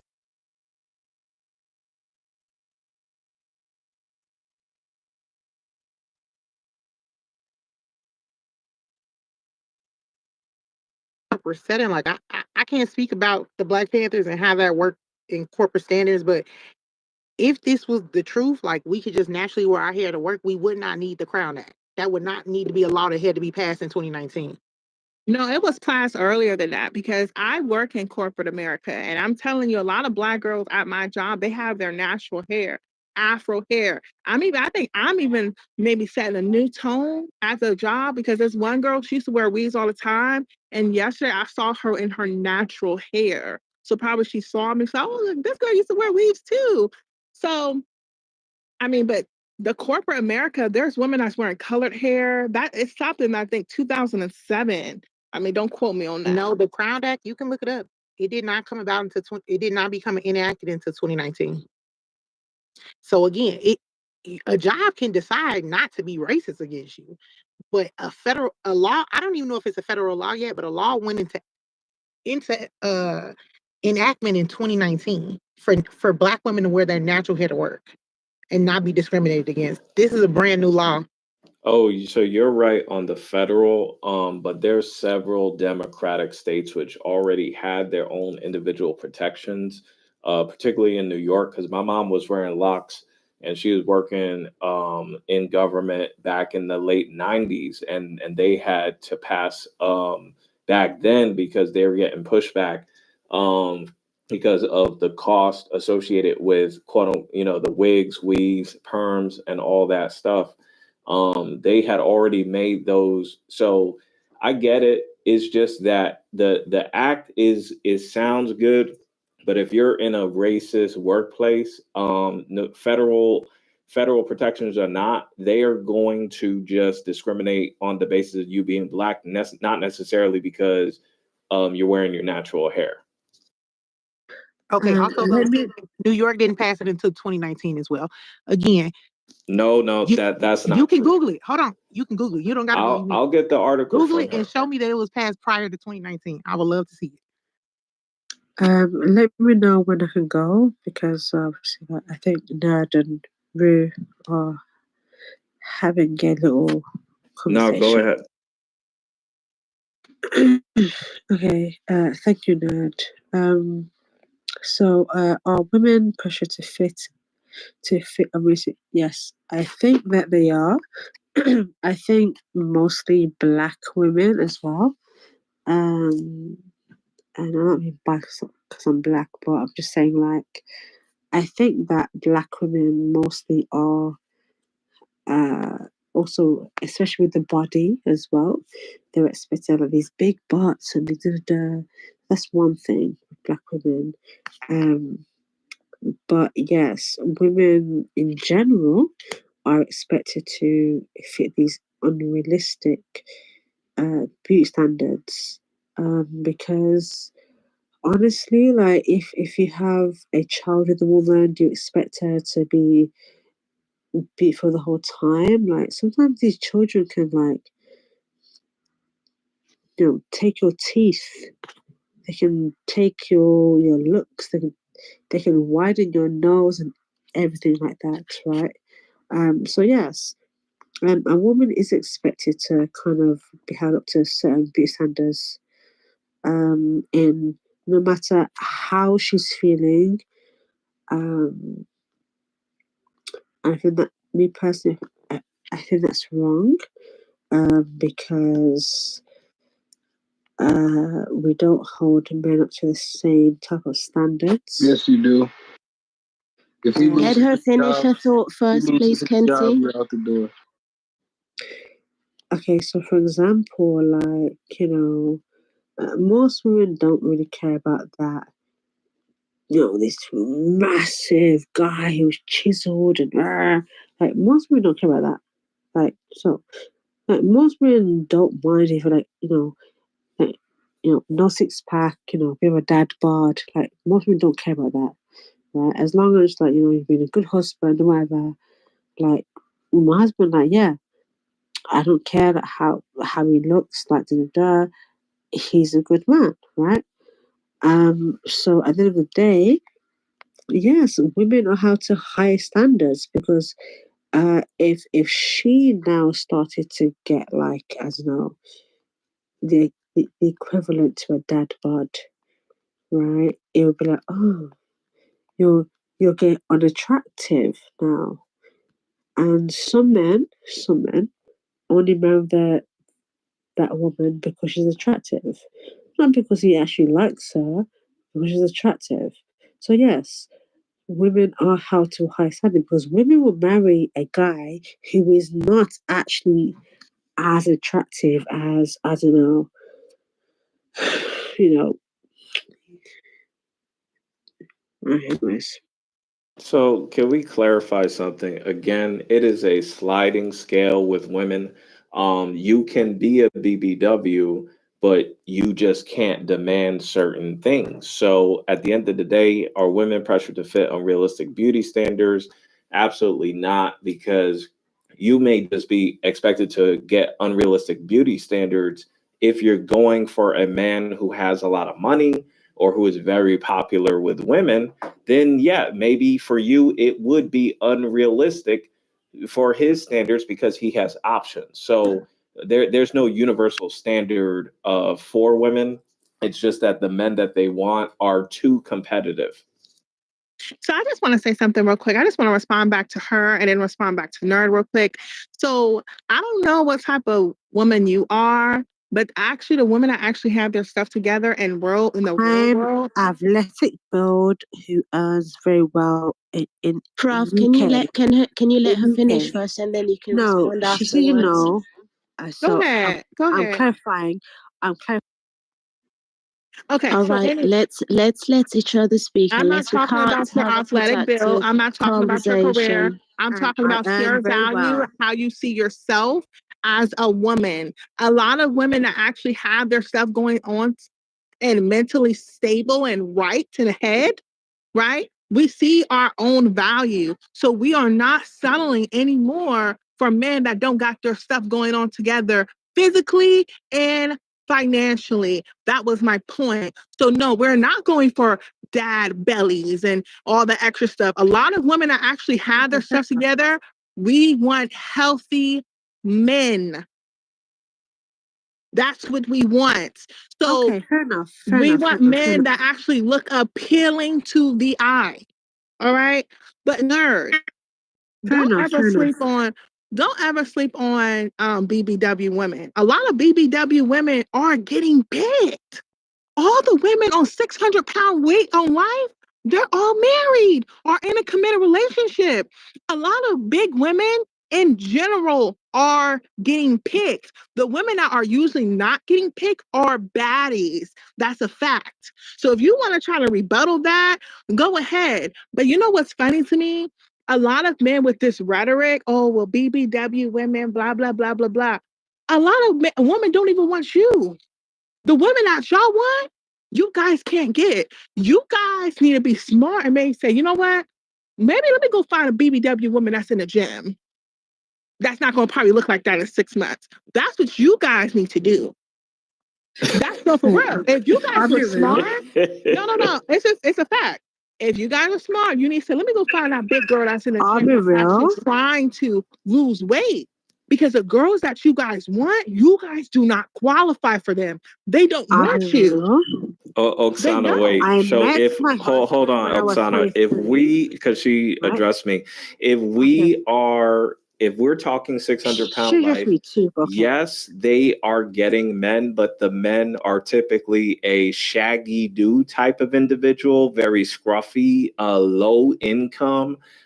They may be tall and skinny, but they don't got no paycheck, they got no swag, no education, no juice. They don't got no drip, nothing. So again, yes, can these women get someone? Absolutely. The problem is they can't get a solid, pristine Negro who's really in the limelight. That's my only point. So it's you can have a double gut and a triple chin, but you're not going to get a premium grade top shelf Negro. That's not true. Okay, wait, guys. So listen, I remember my husband Jay when I was like at uni, right? I was 23 and he was literally 30, right? So he's okay, cool, right? Whatever. And then obviously I was like, hey, I like you, you seem cool. I was like, I want to finish my education. So I wanted to finish my degree and I was going to do my master's. So once I finished that, obviously things happen in between, right? But nothing sexual, obviously, right? Because I was very strict on that. But even like for my 25th, he took me to like, Spain for like a month and we had a good time, right? Here's the thing, right? So like, no, like honestly, like ladies, if this man wants you, he will fucking wait. Honestly, these fucking men, like they do not know shit about shit. They just want to fucking entice you to just fucking give it up quick as possible. As quick as possible, because hey, snap on that good man. Again, my man's a good man, bro. Now we're married. Now we're fucking married, bro. And for my wedding present, he brought me a fucking house. And then I was able to like, okay, no, I want this type of house. And then cool, no, can we change this? And then we had like fucking refurbishes in there. Like honestly, like, bro, some men just want you to live with the bare fucking minimum. The bare fucking minimum, bro. If you just hold out and just like fucking find the guy that actually fucking wants you, but people give the fucking world, bro. It's not realistic. Wait, it's not realistic because she mentioned Spain. This reminded me when I was in Spain, I was 19. I got with a BBW and she was 27, right? So this is the typical outcome. The BBW, especially if she's over age 21, she will have to go for a younger man with less money. And all I had to offer her was her hard dick. And she was getting insecure at certain points because she was like, listen, I don't want a perception that all I can get is a young Negro with dick and no other value. Like, because again, young men don't have anything. So please don't get it twisted. If you think you're being successful as a BBW, you really need to evaluate the men that you're attracting. So my point was okay, again, I think BBW means like big black woman. I mean, I can't lie, I just got here, so I can't lie. Y'all been speaking. I just got here. So let me Nerd. see your third round. Nerd. At the end of the day, there's a lot of BB girls that's being picked by selective men. You got select. What does consider a BBW BB. Hold on, mean? wait. I'm considered a BBW woman. No, you're not. Yes, I am, nerd. Yes, I am. I'm What does considered a BBW BBW. mean? Hold on, man. I'm considered a BBW woman, and I'm telling you, nerd, I'm getting a lot of men that actually have their stuff together, actually want to be with me. I just don't like them. I don't want to be with them. Now, baby, I don't want to waste your time. I don't believe in divorce. I don't want none of that. So I just finding someone that I want. It's hard. I mean, he needs to match my personality. He needs to be intellectual. I like a man that could pick my brain. That's his point. So at You the end can't of get the the one day, you want. no, that's not his point. You gotta His point was the other way. No, you're not listening. His point, you know what? This is stupid. His point was that the BBW women want more that they're not willing to give because they're BBW women. That's not what I just stated. So please, I can't. Please, I'm using brain cells. I don't see no BBW girl in your PTR. I just learned that BBW means I'll get to you in just a second. What's everybody get to you? I'll get to you in just a second. So when it comes to being a bigger woman or a fat woman, I say you fat or you not. When it comes to men, typically, I'll say people that are fit, healthy. Because I'm sorry that this is just the truth. If you're fat, you're not healthy. Typically, you're not going to be with someone that clearly is not taking care of their health and taking care of themselves. And my thing is there's nothing wrong with that. What's wrong with the person not wanting to be with somebody that's fat? I wouldn't want to be with somebody that's fat. I like to work out. I like to take care of myself. I don't want to be with somebody that doesn't care about their health. That's just me. When we go into talking about a woman feeling pressure to fit unrealistic beauty standards, I think that's a woman that feels that she has to. I think if you're taking care of yourself, you're keeping yourself up. When it comes to the outside, we talking about the outside part. I don't know if you're talking about. I don't even know if we touch on the inside part, right? Because a lot of women, they look really pretty on the inside, but they on the outside, but they inside fucking sucks. So when we talking about this, is the inner beauty right? Because if that ain't right, that outside shit don't mean shit. You open up your mouth, you could turn a hard dick off. No matter how pretty you are, your attitude's fucked up. So, what I'm gonna say is find and tap into your inner beauty.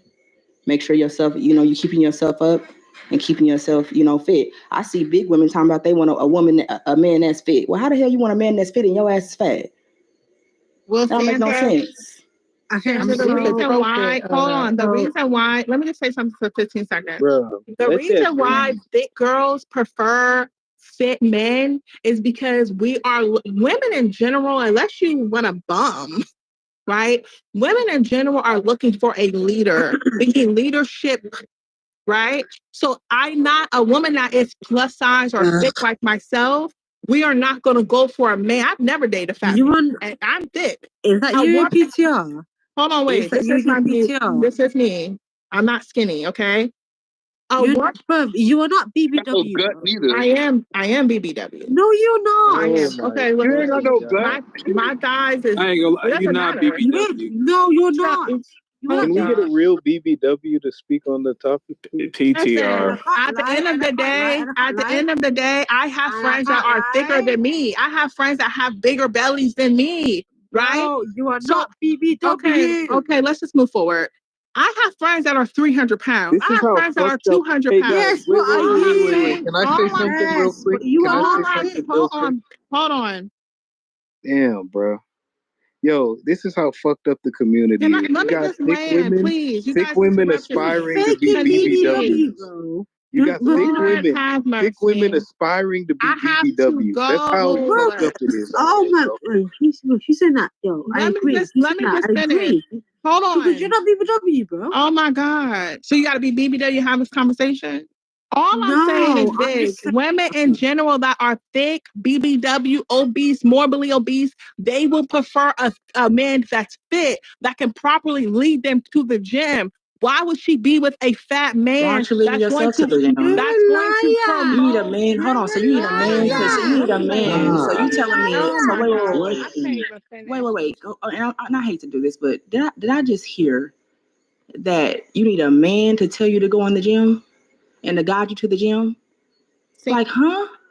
What are we seeing right now? If your ass is fat and you don't like your body, take your ass to the gym. Exactly. Damn. I can't even finish for you to fully understand my full thought process. At the end of the day, if you're with a man that is overweight or obese, he's not really taking his health seriously. So proper leadership. But you identify as BBW. Oh my, right. Yeah, bro, Like, what? Are you making sense, girl? You're not making any fucking sense. This clubhouse shit is unreal, bro. Because what are you talking about? This You is crazy. identify I as just never heard of BBW, that. even though you're not. Oh, do it. Fucking hell. My thing is, you're not happy with someone yourself, change it. If you're happy with it, cool. If you're not happy with it, then do something else. But you finding happiness or fulfillment in another person, I think that's a big problem. And I think that people need to take time and really tap into they self and figure out, are you where you want to be physically, mentally, spiritually?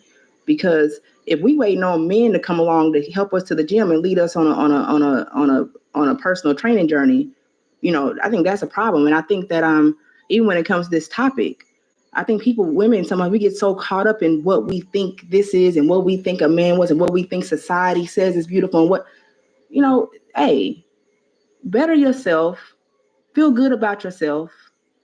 And that's going to radiate automatically. When you feel confident, when you feel good about yourself, that energy is going to radiate on its own. But finding happiness, success, physical fitness, all that things in another person is what do you call it? Something dependency. I forgot the first word. Codependency. Yeah, codependency. So I just want to say, hold on. Excuse me, and that speaks to my point, right? Hence why I said pressured, because this is clearly visible.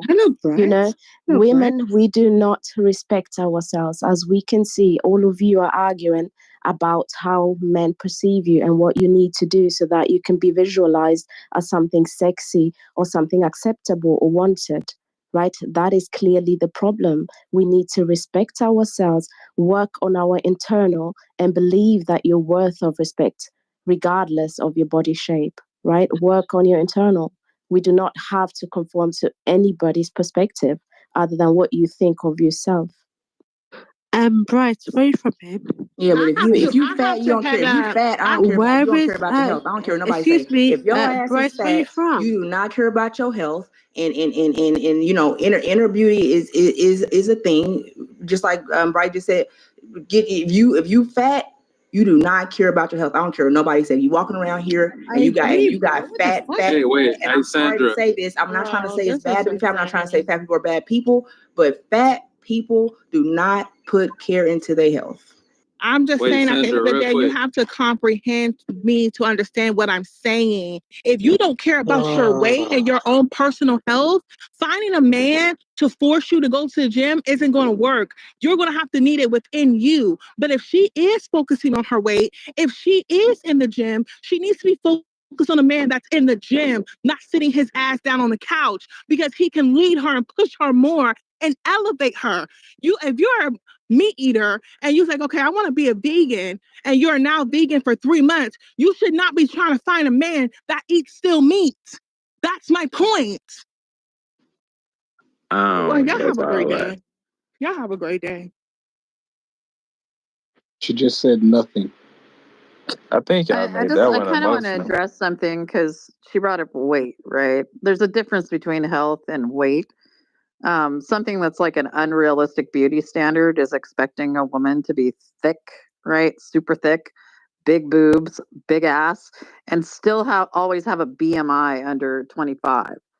Like it's ridiculous. Plus, if you're super muscular, muscle weighs more than fat, so you end up your Vote BMI Trump, goes go to the up. gym, fatties. So, Vote Trump, go to the gym, fatties. Vote Trump, go. God, shut up, love.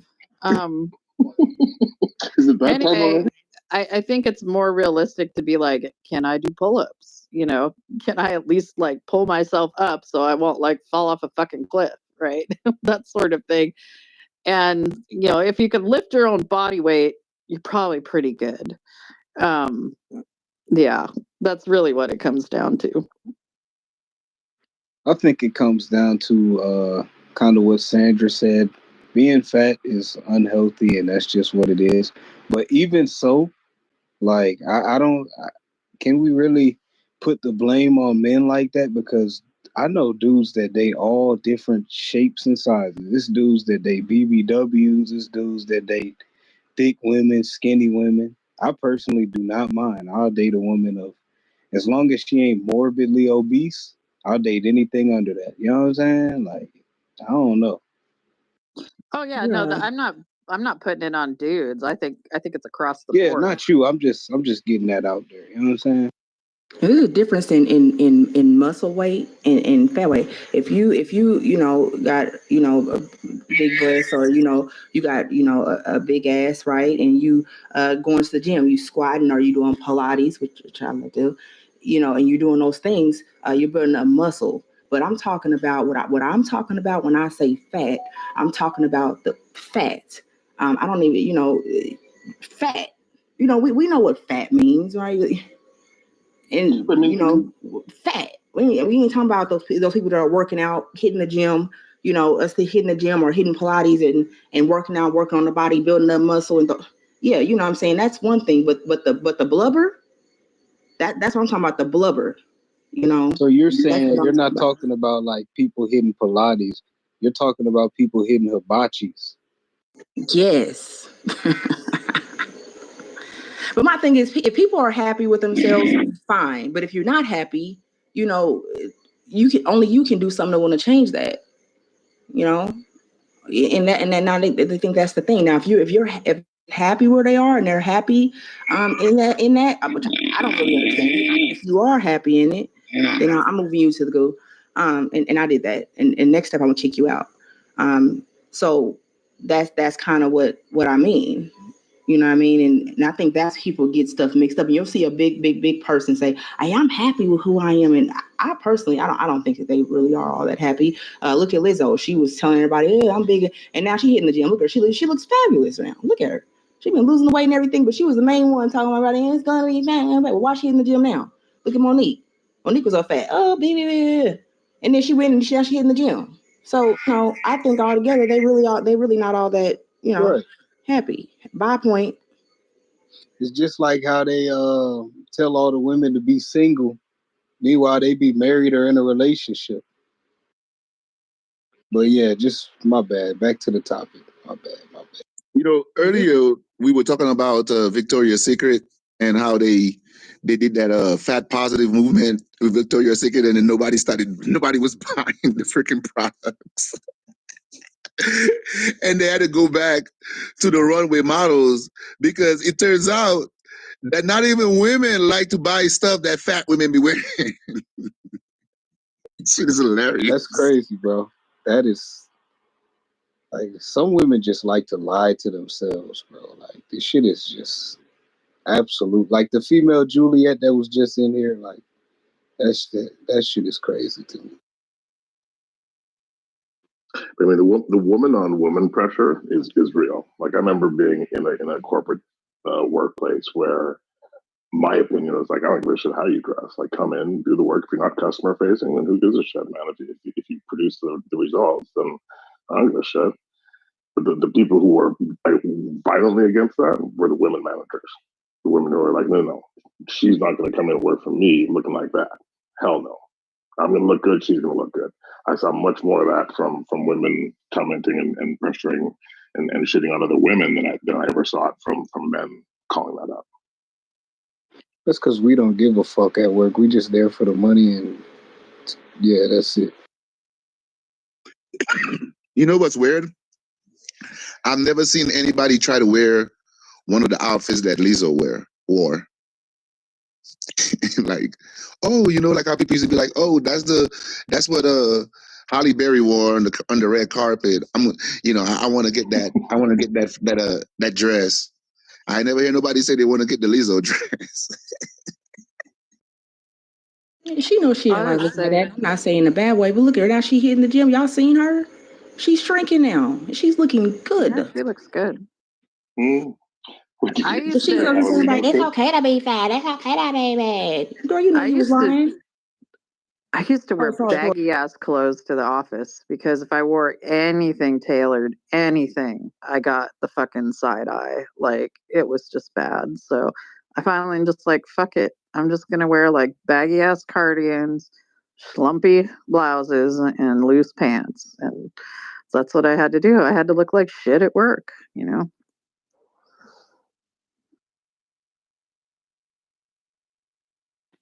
Side-eye meaning Cora Cavasis, y'all.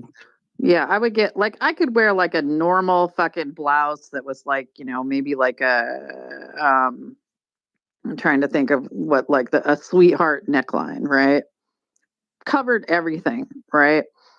But because it wasn't like up to my fucking chin, people would be like, "Oh, why are your boobs showing?" It's like, dude, anyone else could wear this blouse and you wouldn't give a fuck.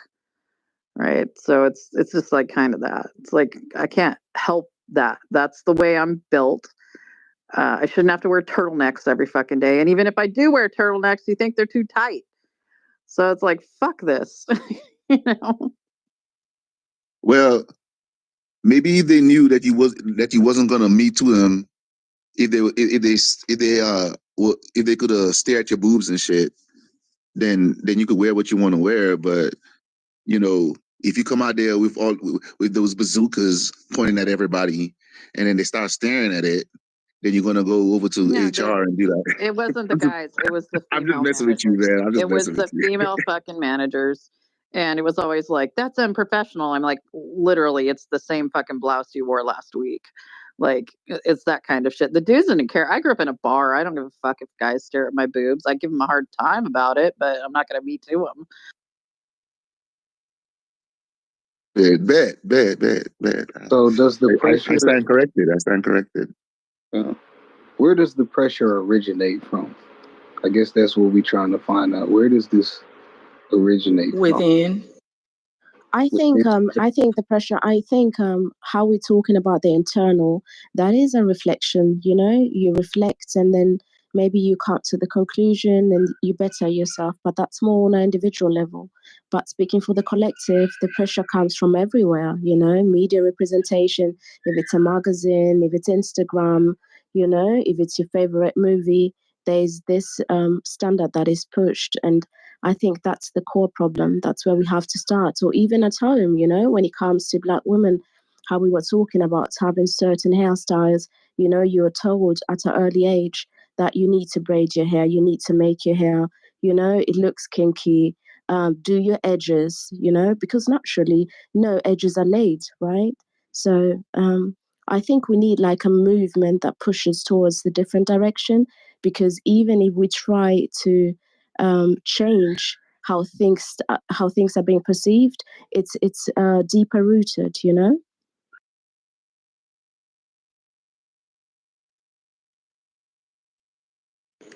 Yeah, 'cause it's like this, and the reason why I say it starts with within, because a woman that is confident in herself, a woman that knows her worth, a woman that knows her value, a woman that walks, truly, not what they saying out of their mouth. Oh, I don't care what I think, but they really are, in the inside got something else going on.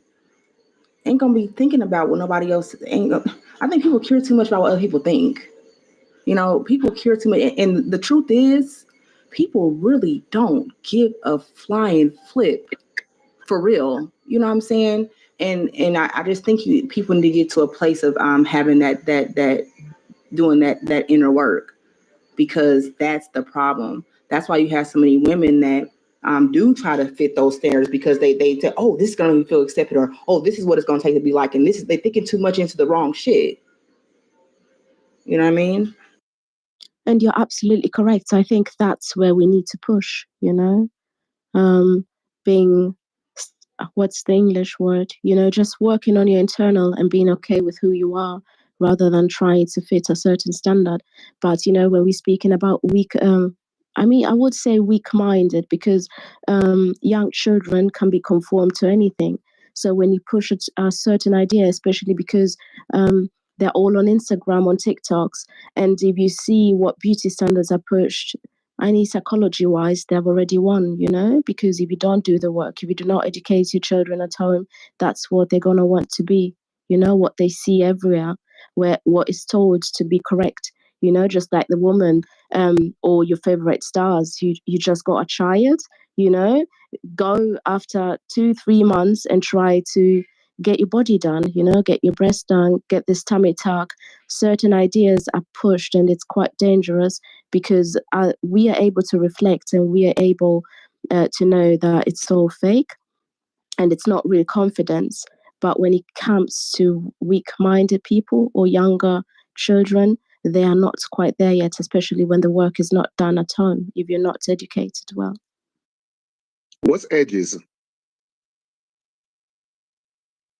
The little hair that you have, the little hair that you have at the beginning of your hair, what is laid with, how people lay their edges. It's a female hairline. Let me show you a picture. Let me look for a picture. Which is quite unrealistic, how it's done. Ain't nobody has that it's not natural, especially not for Black women, but you're told it does not look nice, you look rough, go and get it sorted. So, even we have to start with ourselves. Let me find a picture so that I can show you. I wanted to talk about but where is the overall influence coming from? Because the brother Pernell was telling I think Juliet he like her natural hair, and she was like, well, y'all are F anything, right? So it doesn't seem like because the men it seemed like when we express that we would prefer this, the women would give excuses, or so it don't seem like they're listening actually to the men. So there has to be a influence outside of with you know what I mean, because it would be important to listen to a person who is your potential mate. You know what I mean? The people of your community, things of that nature. But where is this overall influence coming from to have women dress scantily clad and to do the things that they do? You know what I mean? I don't know. There seems to be a difference in what I think of the topic and what people speaking on. But you can go ahead. PTR, I have the images on my picture. Oh, okay, thanks. I was watching the Pop the Balloon show the other day, and they had this really elegant Black girl on there. She was wearing a really nice dress. Did you notice how respectful all those guys were? Even when she rejected them, they was like, yo, it's all good. It's all good. Like, hey, I get it. I'm not Why retired. did they reject her? They didn't reject her. None of them popped their balloon. She had to go and pop 3 balloons. She had to pick 3 guys' balloons to pop because nobody wanted to pop their balloon. Okay, because fair. she came in there and she was so feminine. She was, I don't think her hair was natural, but everything else was natural on her. Okay, so you know what I'm saying? wait. Okay, so when when they said, okay, what do you do? What does she do? So what What do you mean? What was her career? She was in she did something she had a degree in something, and she did something in corporate office, something in the office somewhere. Okay, so she was like a corporate girl who had a degree, maybe, let's say, I don't know. Anyways, okay, so cool. So she was an attractive girl who did intimidate them. Yes? No. This is Pop the Balloon Show. Do you know what that is? Yeah, yes. I've So seen it was her, right? And then there was like 10 guys. And so when she came in, none of the guys popped their balloon. And so the host of the show was like, well, it seems everybody liked her. So that was just based off, but that was just based off of looks at first. That was just based off looks at first. So nobody popped their balloon based on the way that she looked. And she was slim, right? She had a little booty on her, right? She was hot. So she was hot. Yeah, but right? she didn't. Everything was natural on her. Her breast wasn't that big, Okay, right? so what happened? How many men in the final round were there? I didn't get to see the end of it. So I didn't you get to see saw the end me of on it. TikTok, and then like the fucking oh goddamn. So Hey, can I get in there real quick? Because this is exactly what our right you saw was fucking saying. TikTok video. You know, wait, and then, just you're real making a quick. point of fucking like, what's the end? Can I just say something real quick? This is exactly what Aratso was just getting at right there with his point, right? So Purnell, he comes here, he explains exactly why, because men are simple, right? It's not that complicated. Explains exactly why none of the guys popped the balloon. She's sitting here fishing for other reasons, to why, oh, well, what was her career or what was this? What was the guys thinking? No. It was because the female was natural. We like less is more. He never said what happened afterwards, right? It's too simple for them. It's too simple. No. You guys are being too simple because you never said, Mr. This whatever. Again, I wasn't looking. I can't lie, right? Whoever said that, yeah. You never said what happened afterwards. And he said, oh, I never saw it. So he doesn't really actually know what happened afterwards, right? When she, was asking questions and right? So, okay, cool. Just because she's natural, that doesn't mean now, oh, yeah, now that's round one. So you're saying, like, okay, cool. Based on round one, yeah, that's what men want. No, that's round one. He's saying nobody popped the balloon, huh? Yes, so in the video in the situation that he's okay, yeah, I'm not gonna do that. So in the situation that he's talking about, what some men will do, you could pop your balloon whenever you want to. You can pop a balloon when somebody first come out. You can pop that balloon whenever in the game you want to pop it. So his whole point was, have you even seen do you know what he's talking about? I know what part of the balloon is, and I've seen many of them. You see pop the balloon. A lot of times they will if a man sees something here like that, they'll pop it immediately, like pop. Yes, so what he's trying to say is men didn't pop the balloon first because when she presented herself, she presented herself in a feminine manner. She approached the man in a feminine way, and she looked physically attractive as well. You know what I'm saying? And when you start going to talk about what does she do for a living, all this stuff, so this will a lot of women get things mixed up. We tend to think that men are looking for the same, or they work the same way as women do, and that's where we kind of get fucked up. Men don't think like men don't think like women do, and that's where we get construed all the time. The things that you are talking about is something that probably a woman would, but a first question that a woman that a woman is wanting to ask, but a man is want to know what type of woman and what type of woman, what she's going to bring to him, what kind of peace. Is she going to be a nurturer? Is she going to be a good listener? Is she going to be a good supporter? Is she going to be these are the type of things that they're wanting to know. So we got to stop thinking that men think like women, because they don't. Okay. So bear in mind, I heard what he said. He said, based on the first interaction. So she walked out and no one popped their balloon. So yes, she's attractive. She is the ideal weight that men would want. Right? That's why I asked him, right, okay, cool. What happened after she started speaking about what she does and what type of man she was, right? Now, if it's a case where she's like speaking, she's still, in the last round, she still had all 10 balloons, great. But that's why I asked him how many balloons were popped after round 2. He round said from 3, the or round beginning 4. that no balloons were popped. Yeah. So why were Yes, you from the asking me She's beginning, missing yes. his whole point Yes, that he was based on making. looks. She's Oh missed my the God. whole point that he made. No. This is my point. And I give up. Based on looks is very much okay. Based on looks.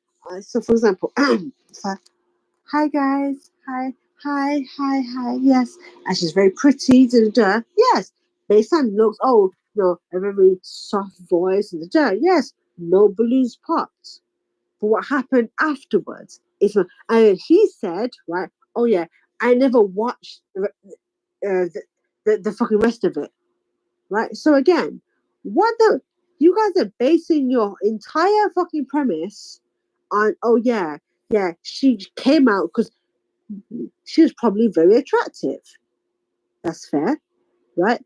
But how do you about her fucking femininity if she hasn't fucking spoken or said anything god damn, come on now guys. Like, you guys are not that You didn't even understand. You speaking on something you don't even understand, and then you gonna cut me off while I'm trying to I'm trying to give you the understanding that you need. From the jump. Can I talk? Is that okay? Is it okay if I talk? Okay. From the jump, he explained he wasn't talking about just off the looks. He was saying that no guys popped, period. She had to pop all the balloons. So what that tell you? It wasn't just off the looks, nigga. She was talking and niggas still wasn't popping it. That's what he was saying. But you just stuck on, oh, she looked good, so they didn't pop. So you just did all that explaining for no reason because you don't understand what's going on. Yeah, she missed his whole point. She missed his whole point. And you still ain't gonna understand anything I just said. So I'm just gonna mute up. I've seen like tons of episodes of that, and some of the stuff is like, well, yeah, like dudes will be like, no, to the like big eyelashes, that kind of stuff. But I've also seen episodes where the dudes are like, you're too beautiful. So I'm in a room full of. They're like, I don't want anything to do because you're too beautiful. I'm gonna be like stressed out being with you. All this shit. Hey, who had that? Whose song was that? Sean Kingston. You're way too beautiful. Beautiful girl. Pick me have not been picked. How many of you pick me's have been picked? You need therapy. I wonder. I still don't know what's wrong with being a pick me. I still don't know what's wrong with being a pick me. How many of these pick me's have been You know picked? what? The women that be saying pick me's are the women that no men want. I'm married. Every day. No. That's what you say. I'm married. Everybody on Clubhouse is married. Yeah, okay, everybody cool. married. That's fine. I got married. Listen. I got married in May this year. So wow, congratulations. I'm newly married. I can't even put up with 10 minutes of this bullshit. I pray for that. Yeah. This is hurtful. Killing my brain cells. That's fine, yeah. But this for is me, like fucking drunk Manchester. how many this of like these pick wild. me's have been picked? You a wife talking about a pick me. Like what the? Yes, Donnie. Like yes. That's the most ridiculous shit.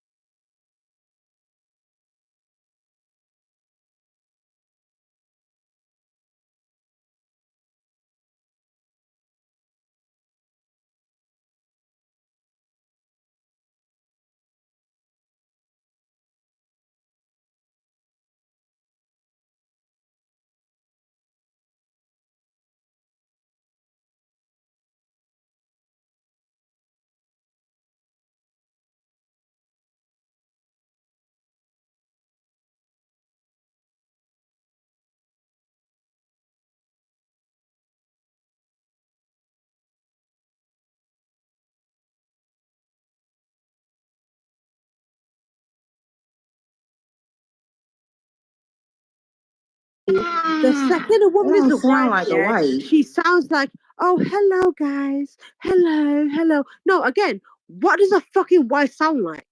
You're just the whore that got lucky. Shut the fuck up. He's gonna divorce you. What? Shut the fuck up. Don't call me a fucking whore.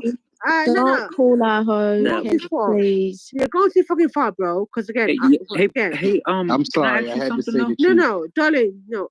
Can I ask you something though? Because I'm a little saucy, so I think can't it's tell Sandra. Hold on. Sandra. What flag is that? No, what flag is that? No, you shush. What flag is that? The first one in your bio. In my bio, I think should be the St. Kitts flag.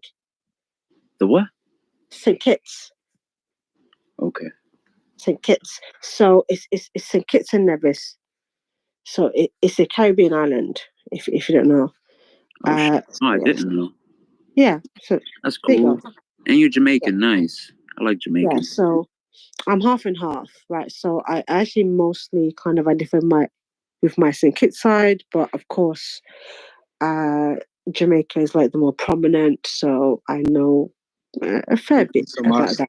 Yes. Yeah, so the first flag is St. Kitts. Prof, are you a feminist? I wouldn't call myself a feminist, no.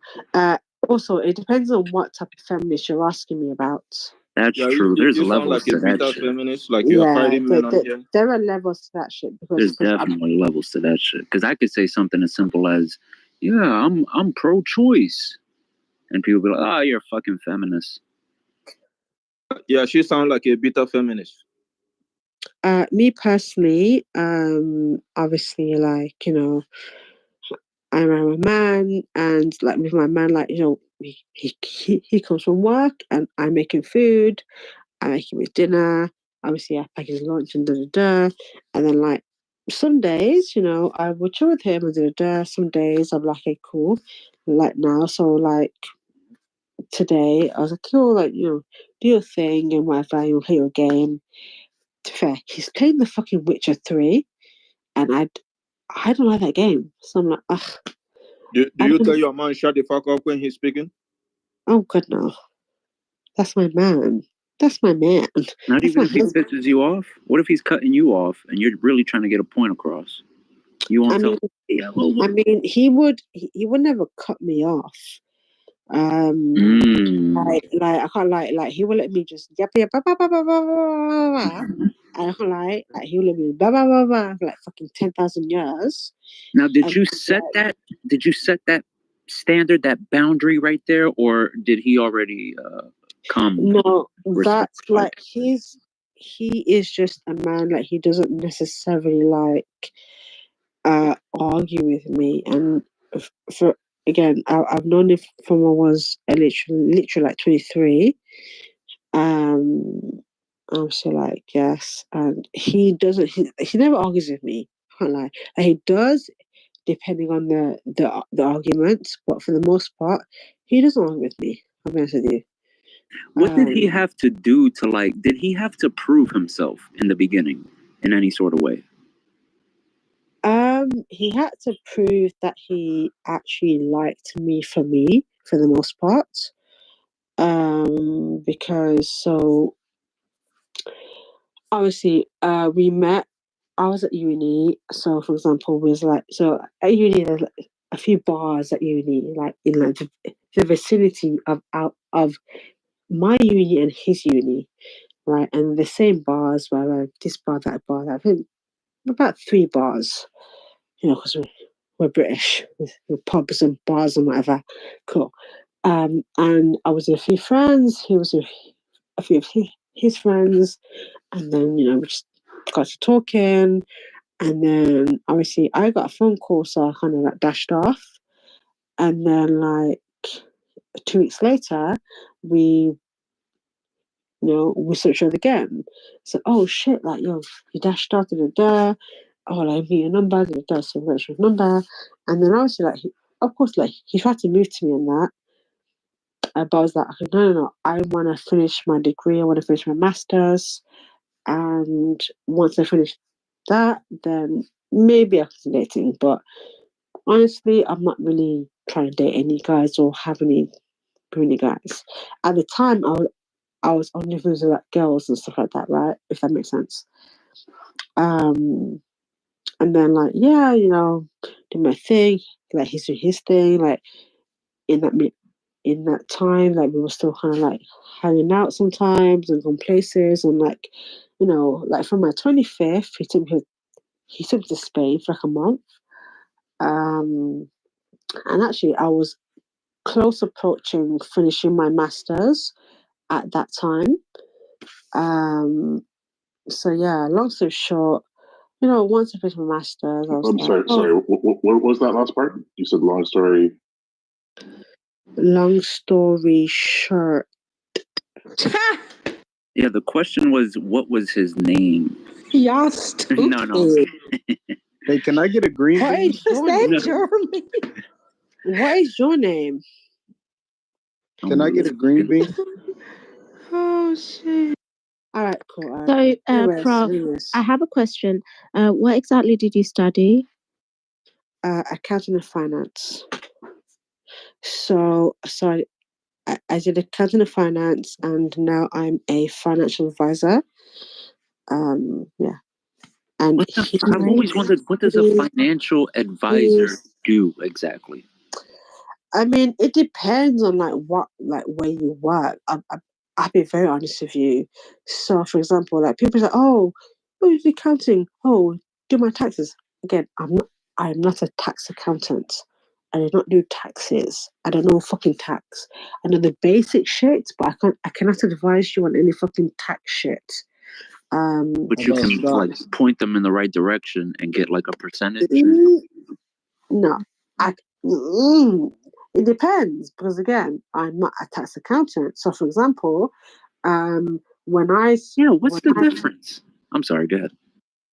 When I did, for example, when I did my tax modules, again, there were modules as a part of my degree.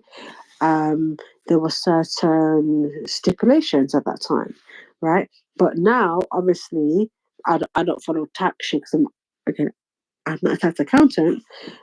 The shit has changed. I can't advise you on tax because I don't know the fucking recent changes in tax fucking do you know what I mean? Right? Because I'm not a tax accountant. What I decided to specialize in is advising people on and the company I work for, it does one of two things. Obviously, yes, your regular advisory to like investments and stuff like that. But then what I do, which is kind of sick because it's kind of easy. Essentially, I have to just like essentially find individuals who we can tell our clients, okay, cool. If you, for example, they have a product, right? They said their product or a business, whatever. I say, okay, cool. Put this much money into whatever the fuck that we say, and then you should get this much return. And so my job is to kind of like find individual essentially, okay, so I said, okay, oh, this is sponsored by, and oh, this is like commissioned by That's kind of like what I find. It sounds easy, but it's not because I started a lot of paperwork and I've like numbers and like, a fucking projection numbers and stuff like that. That stuff I can do. It's long, but yeah, that's my job. But and I kind of like in the UK, I earn actually pretty decent. Like I would say I'm in like the top 10%, which is not the best, but yeah, I don't know. Well, that was quite enlightening. Thank you.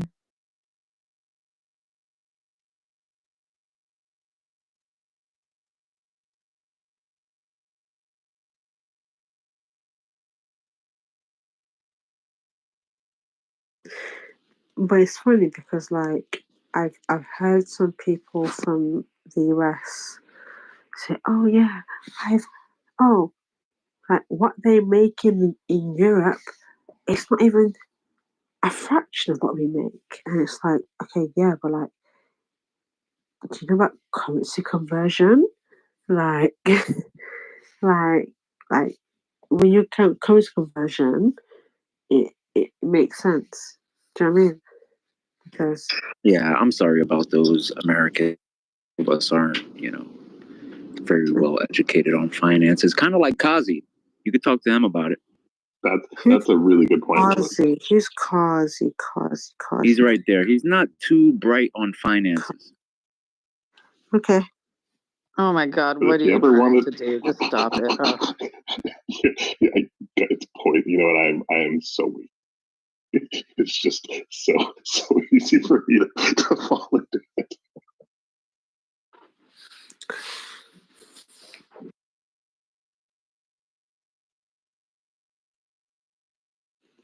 And it's mad because like so yeah, anyways.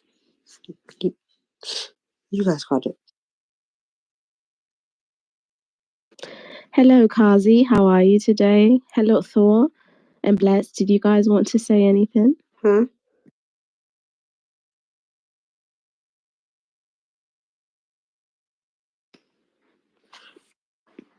I think it's mad. Everybody join the house.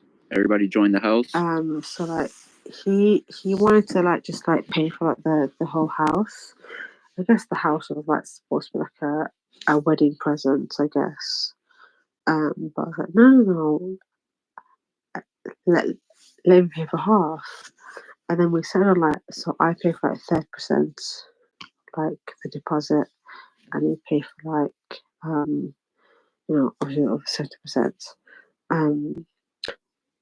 Yeah, and I think he used like his, because he already had like he already owned the house. I mean, I owned the house as well because like my nan left me a house.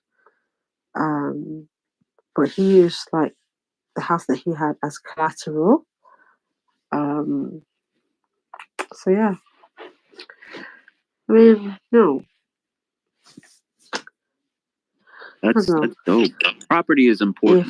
If he really wanted to, he fucking would. And that's the slogan. If he really wanted to, he really fucking would, honestly. And I love this man, like, yeah. I don't know, man. Can't say much more. I can't lie. That's my guy, bro. That's my guy, like, honestly, like, and like, honestly, because, like, so, for example, like, so, he got home, obviously, like, he got home, I made him some food, made him dinner, and then obviously, like, so he's like, he likes gaming, innit? So, if he's not gaming, he's working on the basement, because to save money, he was like, no, because I was like we got like the house like refurbished because we got old house in it, and like we wanted like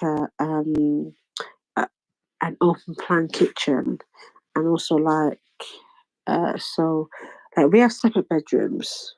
That might sound controversial, but it's not because obviously like so we have my bedroom with like my because I've always thought that was actually very convenient. Yeah, so I have like my bedroom, which is like obviously like because I work from home, and it's his little like office space as well. But wait, you guys don't sleep in the same bedroom though? What? Who's that? Who's that? It's Willis. Yeah, go on. No, I said you guys don't sleep in the same bedroom. Yes, of course. Yes. Oh. 90 of the time we do. Yes, but obviously like so we do sleep. So for example, like me personally, I'm kind of like an insomniac. I can't lie. So sometimes like we'll go sleep together and I'll wake up at like fucking like 4 in the morning. Like 4 in the morning, UK time, and I'm like, oh shit. Try to sleep. Come asleep. Okay, well, I'm awake now. So then, cool. Rather than just be in the room, I can either go downstairs or I can go to fucking my office room, which has a bed in there. Whatever. But he's revamping the basement. I think he's trying to make it to, he's like a gaming cinema type. I don't do that. He's the free thing there. I don't know. But yeah. Oh shit! Hey, are you drinking right now? No. Separate bedrooms. Were you drinking earlier? Are you drunk right now? Separate bedrooms, right? Why are you going over that question? I was genuinely asking. I am, and there's nothing wrong with that. I'm trying to speak, darling. And I just think that's why I'm probably the only one feeling what you're saying right now and interested. But all right. I don't know. Who said you're the only one? Hold on. You're the only one? I don't know. It feels like it. Nobody else is saying anything.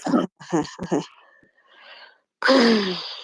Maybe I'm tired. I don't know. But darling, honestly. No, it's fine. You're fine. I was just asking. Just so I know where your frequency is. That's all. That's okay. I understand. All right. Yeah. No, you're lovely. Yeah, no. You're great. Your man is a very lucky guy. Separate bedrooms is very healthy because 90% of the time we are in the same bedroom, but if push comes to shove, right, we can just go to different bedrooms or if for example, it's 1:30 here now in the UK, right? And I was with him, and I was with him. I was watching plays his new fascination game, The Witcher 3. I don't like it. Apparently it's a good game, but I don't really like it. So, Prof, I have a question. Do you believe in God? Do I believe in God? Mm-hmm. That's a good I'm agnostic. Hey, look at you. We are both agnostic. Wow, the agnostic person just came in, too. That's crazy. Yeah, I'm agnostic, darling. So, bringing up God thing, I'm agnostic. So, for me, I can be on either side. It doesn't mean that I'm I don't know, I'm uncertain. No, it just means that, okay, cool. I don't, first of all, an atheist just outright said, no, he does not exist. God does not exist, or she does not exist. Who knows, right? Whereas an agnostic, I'm actually open to arguments that he does exist, and if you can convince me, then actually. But so far yet, I haven't heard a single argument that isn't kind of circular. Right, so a lot of times people try to say that he exists because the Bible says. That's literally just circular. You can't prove God exists because of the Bible. That makes no sense. It's so it's secular. Oh no, secular or secular? I don't know. Yeah, secular. Yeah. So I can prove to you God exists. Okay, go ahead. Go ahead.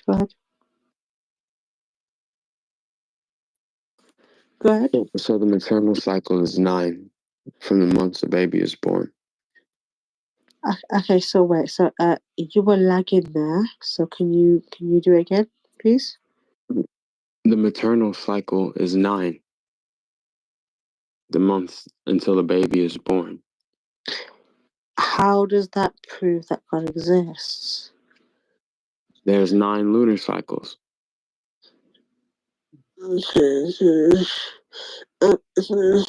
Okay, so which 9 lunar cycles? What the hell? Total. In what sort of lunar cycle year? A 12 lunar cycle year or a 13 lunar cycle year? What are you on about, bro? There's 9 lunar cycles. Darling. Total. Thank you, because also no, Kazi. Oh my God. There are 9 lunar cycles total, actually. In what? In totality. No. Okay, what? Wait, hold on. What does that Okay, mean? hold on. When you What ask does ChatGPT, it literally says there are What 8 does cycles. 9 lunar Does that mean cycles God mean? doesn't exist now, Kazi, because there's 8 instead of 9? So now there's no God. What does Are you? 9? Sorry, Jeremy. Sorry. No. I was just telling him the real answer is 8, not 9. It's And that's also questioning 9 that there's a personality God. type. Okay, so you said the real answer is 8, not 9. Okay, cool. No. So I will bear that in mind, right? But even if it's 8, what does that mean? And what's your God's name, Kazi? Okay, shit. Is my signal fucking? Okay. What does that mean? Jesucristo. Jesucristo. Again, I only speak Jesucristo. I only speak a small amount of Spanish. Jesucristo. Jesucristo. Okay, Jesus cool. Christ. First of all, this is an English-speaking room, please. So what do you mean by what you just said, please? Oh no, I'm just saying Jesus Christ. We're very diverse in this room, by the way. It's not just English. There's all kinds. Jesucristo. Yeah, Jesus Christ. Jesucristo. Okay, so what does "ay Dios míos" mean? Ay Dios mío. Ay Dios míos. Oh What does that mean? Oh my God. Oh my God. Ay Dios mío. Yeah. Okay. Adios míos antísimo. Meus Dios in Portuguese. Míos Dios, yeah. Ay Dios mío. Ay, Adios míos ay antísimo. Dios mío. Ay Dios mío. Ay Dios mío. So I practiced it. I know because my ex-girlfriend, she was Colombian, like black Colombian. And yeah, I No never shit. got. Your ex-girlfriend? Yes. Oh shit. Okay. I said that. I think I said that. Like, yeah. So when me and my now husband were like, let's say courting. Yeah, I was dating girls, and I had this one girlfriend, and then when we were actually dating, I had this girlfriend. Yeah, and she was black Colombian. Obviously, she's from the UK. And no, sorry. She was. Her parents are from Colombia, but she was obviously like living in the UK, so she spoke. So I tried to speak a small Spanish Colombian, where the fuck it is. I'm very shit at it. I can maybe read it. But I can't speak. Wait, hold up. Someone married you? Yes. Oh my God. Can you believe it? Oh my God. Someone married me, but not you. Oh my God. Can you believe it? Dickhead. Yeah. Yeah.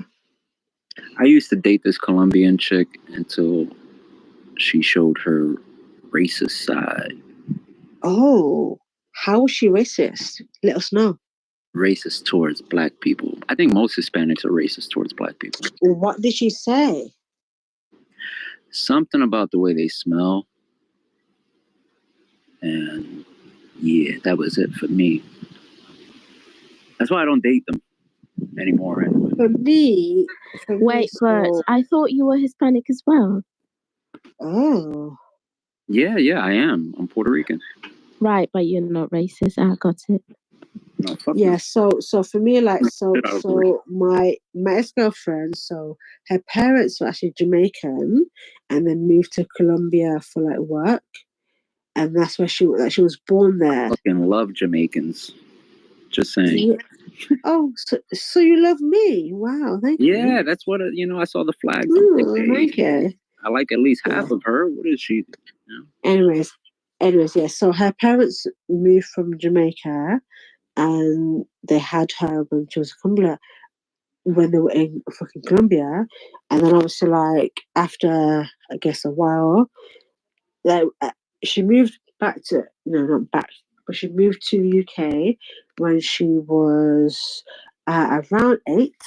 So yeah. So technically, but that's why that's the only reason why I know. Even that's why I can only even read Colombian. But I can't speak Spanish, Colombian, whatever the fuck it is. I can't speak it because my tongue, my British tongue, kind of to move in the same way. I can't lie. But I can understand it. Like if you write it down, I can understand it. But yeah. Yeah. But you sound like a guy who tried his thing in Colombia and failed. You tried to go to Colombia, failed. What happened? No, I didn't Why go did you? to Colombia. I'm not one of those guys that need to go out of the country to get a Oh, woman. passport bros. Passport bros. I'm not one of those guys. They can't fucking find a woman out of the Those guys are 170 weird, million isn't it? women in America, and they bitch about them. Like, no, Yo, bro, there's can I something just wrong with say, you. I don't think there's so- something wrong with 170 million women in America.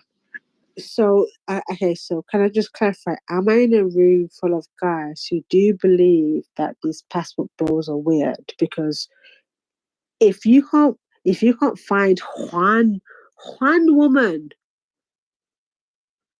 one woman who likes you amongst I think it's like 30 million. No, 170. 300 million. 170 million just in No. America. Are you talking about the world? Yeah, no. Oh, okay. No, I meant so there's 300 million in America. So half, well, actually 300 and something million. Yeah, you're right. Let me How much shut up. did I say? I don't know. I'm a little drunk. How much did I say? No, you said 170 million or something like that. Oh, now I gotta look it up. No. You're right. So you're right because I think it's like a. That's about right. Yeah. That's about right. Yeah. Again, I'm not American, so I don't know. From what I know, I think it's like maybe like 330. Although you probably want to control for underage girls. 350 million people in America. Yeah, if you can't find a woman out of the other half, yeah, you're right. You're a weirdo, bro. There's so much women. It's fucking weird, bro. There's so much in your own fucking country. Yeah, All you gotta but do is go from fucking Florida to fucking California, and you got there. You got. Come right. on, It's not like there's just one type of American woman. We're so diverse. So, like, how the fuck? Yes, I agree. Can you not find one out of all of them? That's crazy to me. Oh, did you hear about like the fucking the murders and the kidnaps in Colombia of the Americans? Oh, that's crazy. So apparently, there are individuals, American born or American citizens, who have gone to Colombia. I think as of 2023, there was like 8 of them confirmed, who have been murdered. And they've been confirmed to be like passport bros because they literally went to go there, they met some girl, and the next thing you know, they're getting like their families getting calls about ransom, and then they pay the ransom, and then they still call them anyway. That's crazy. Like, why are you going to a third world country to find gal? Why you go to third world country to find gal? Gal, yes, gal. Exactly. I mean, Why? typically they looking for a more There's submissive gal in woman. America. There's gal in America. There's gal in America. Exactly. What do they do? You get it. Yes, I'm glad you get my lingo. There's gal in America, bro. There's gal where you are. If you can't find gal where you are, you're a dickhead. Of course you are, bro. You're a dickhead, bro. If you can't find gal where you are, in your own hometown, or even in your own, even Come on, your man. country, you can't find gal in your country. You're Guys, this is the realest shit that she's ever said so far. Oh, thank you, because you agree. Because what the fuck? Why are you traveling fucking how many fucking miles on a fucking plane? on a plane. You have to cross borders to get gal. You gotta cross borders to get gal. Come on.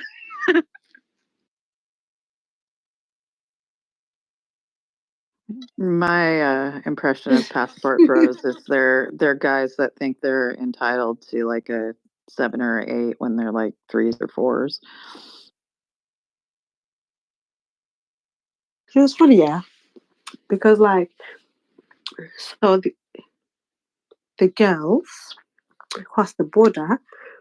So some of these guys, yeah. So you know how like pesos, for example, if I take my pound sterling to America, it'll be a bit more money. I'll be a bit richer if I take my pound sterling to America because our currency is a bit better than yours, right?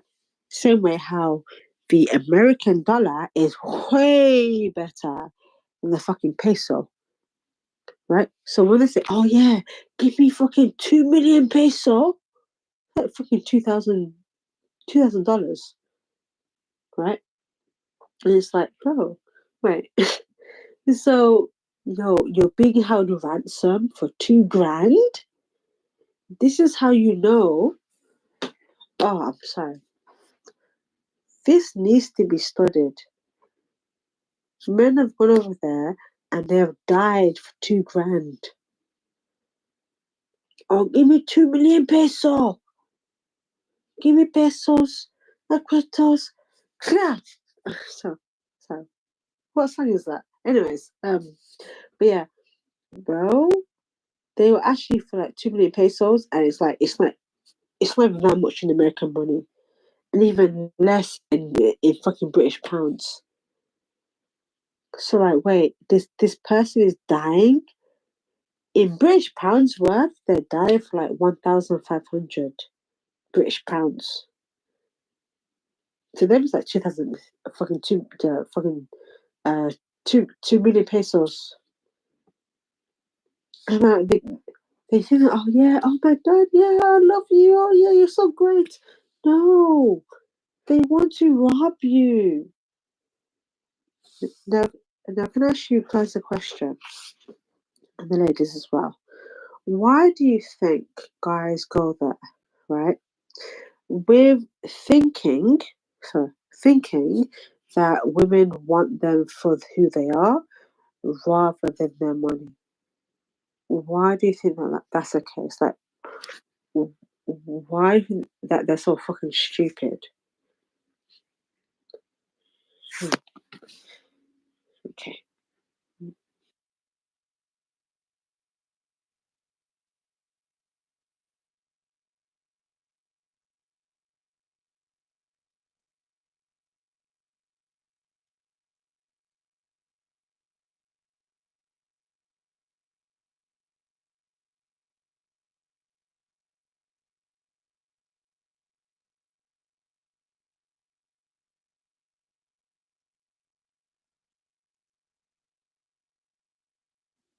Yeah, but Kaz, are these all like just your feelings on numbers? Like how do you associate these statements with like fact or reality?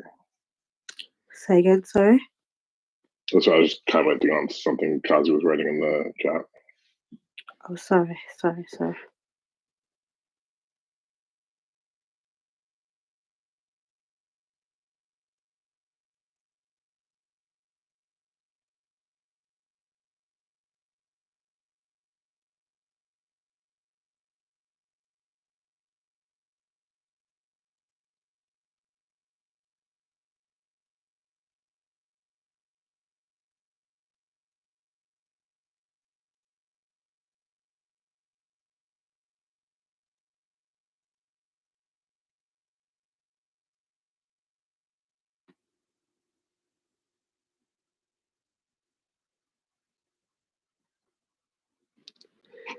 Oh, Thanks, Manda. That's bound to kill the conversation. Bro, and then Kazi thought that he wrote some smart shit. I question if he wrote it.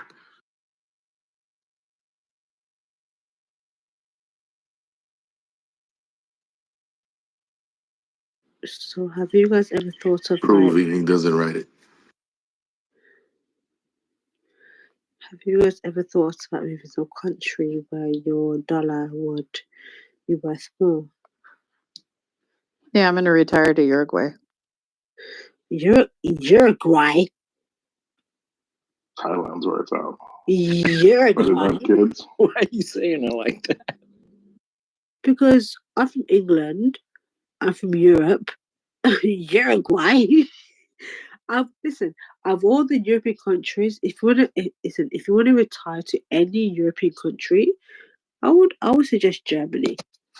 Honestly, Germany. Really? I guess yes. Germany is very forward.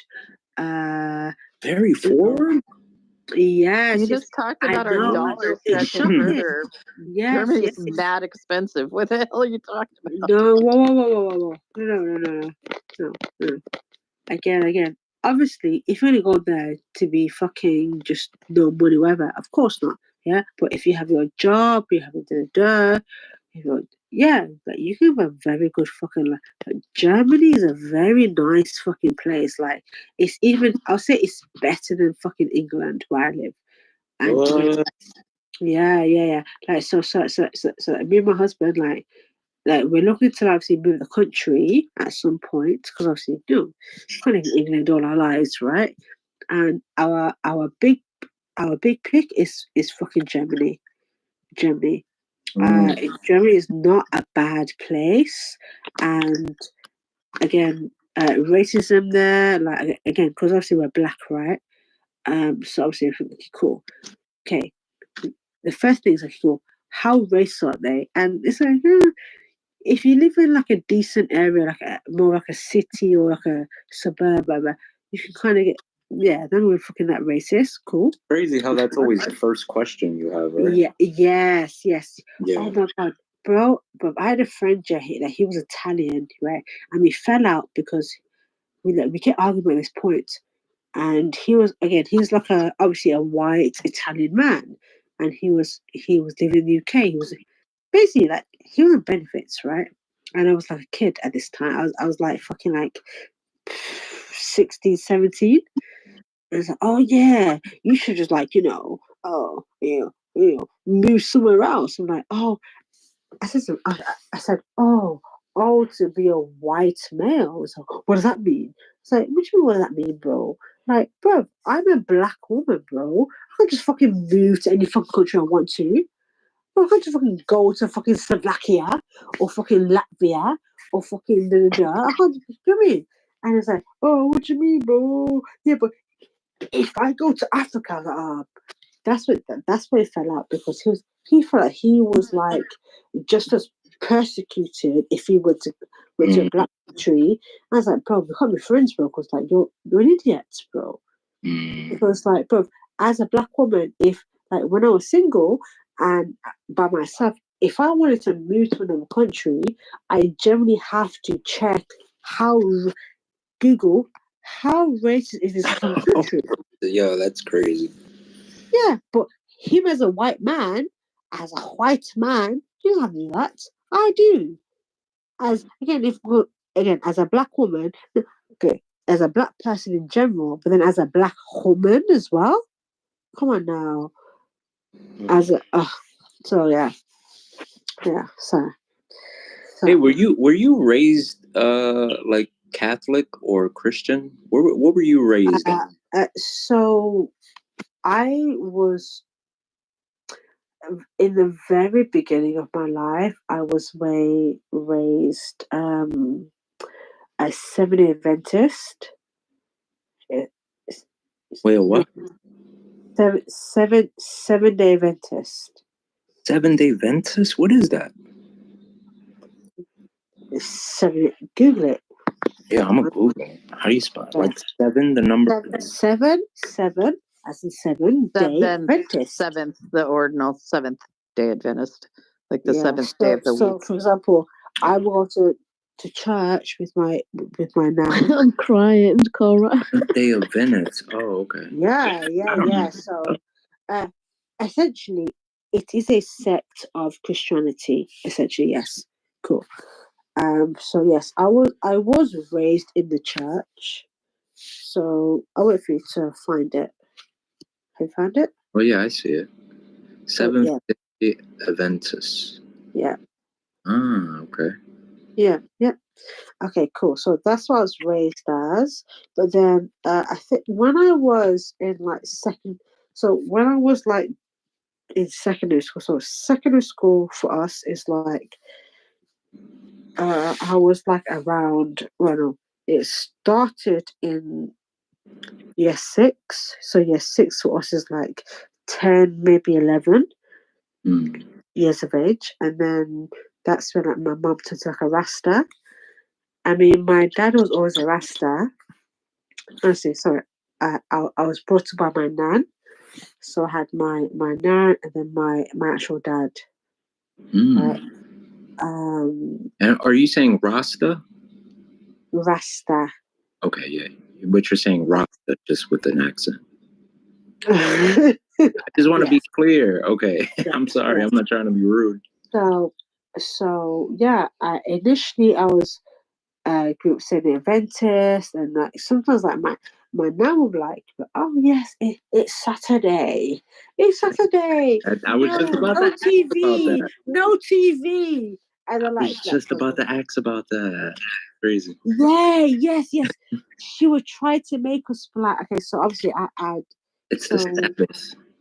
So obviously I grew up with like my auntie, who I call my sister, kind of because he would tell her like she's like 6 years older than me. Anyway, it's cool. And like she'd be like, okay, cool, no TV, today's Saturday, we're just gonna no TV, no technology, like fucking Amish motherfuckers. And me and my auntie would be like, oh, fuck's sake. And then obviously like, cool. After a while, like she stopped because again, like she just became more and more Rasta, more and more Rasta. Do you know what I mean? Right. So like we noticed how like, oh, she would less make us do that. Right. And then obviously like she sorry, I think who's she, the cat's fucking mother? Sorry, yes, my nan. She would obviously essentially like be vegan, bro. And then like too many pronouns. Cool. I'm sorry, you reminded me of somebody I know. Every time he would tell a story, and he would always say he, she, and then he'd be like, "Oh, I'm sorry, I mean this person. Too many pronouns, pal." He'll always say that shit. Sorry. Yeah. But I have something to say about the. Okay, so my nan, so essentially, it's like so my nan, she essentially became a vegan, but she wouldn't. Why respect, but my nan, God rest her soul, like the woman who brought me up, right? Like she never forced us to eat vegan food. Like she would still make us like she would literally cook like 2 separate pots. Like 2 separate pots or like 2 separate meals for herself and for us, so we can all eat at the same time and we all eat, obviously at the dinner table and That's what I appreciate about religion and its beliefs and practices, is that there's always like some sort of like family, practice happening. There's always like, hey, we're all gonna sit down and my eat together, nan. But my nan was like one of 10 kids. I'm gonna say that. I mean, like same mom and dad, right? So like yeah. So like my great granddad and great grandma, they were active, bro. Wait, how many did you say? 10. Whoa! So there's 9 more you motherfuckers out here. I bet most of them are in America. Most of them are in America right now. And yeah, so most of them are in Florida. So actually, it's funny because like during the recent storm surge, one of like my third cousins, he's my third cousin, like third cousin. Again, he's not like my actual like whatever. He just related to me somehow, and we know that we are because we have the same family. So oh yeah, my house has been destroyed. Can I come stay with like you and your husband? I was like, what? I mean, cool. Like, I'm trying to get to know, like, my family tree, but like, Jesus Christ, like. But luckily, like, obviously, like, I know my family, like, who lives more like north in Florida. They've taken him on. Florida, that makes sense. Yeah, what makes sense? I mean, yeah. No, they're a little wild in Florida. That's all. At least I think so. Wait, but I want to ask you something. I've heard criticism about Florida before, and even though I'm not from there, I have family from there, and I don't like the criticism. Stop mocking Floridians.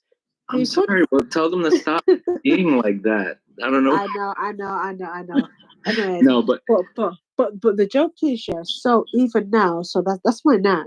So my biological mom, again, I wasn't brought up, but she bring me up. Yeah, I call her by her name because she bring me up. She bring me up, right? Cool. Mm-hmm. So I was brought by nan, right? But anyways, that woman, right? She literally. So yes. So my nan has two baby fathers, right? Obviously two, and then one for my bio mom, right?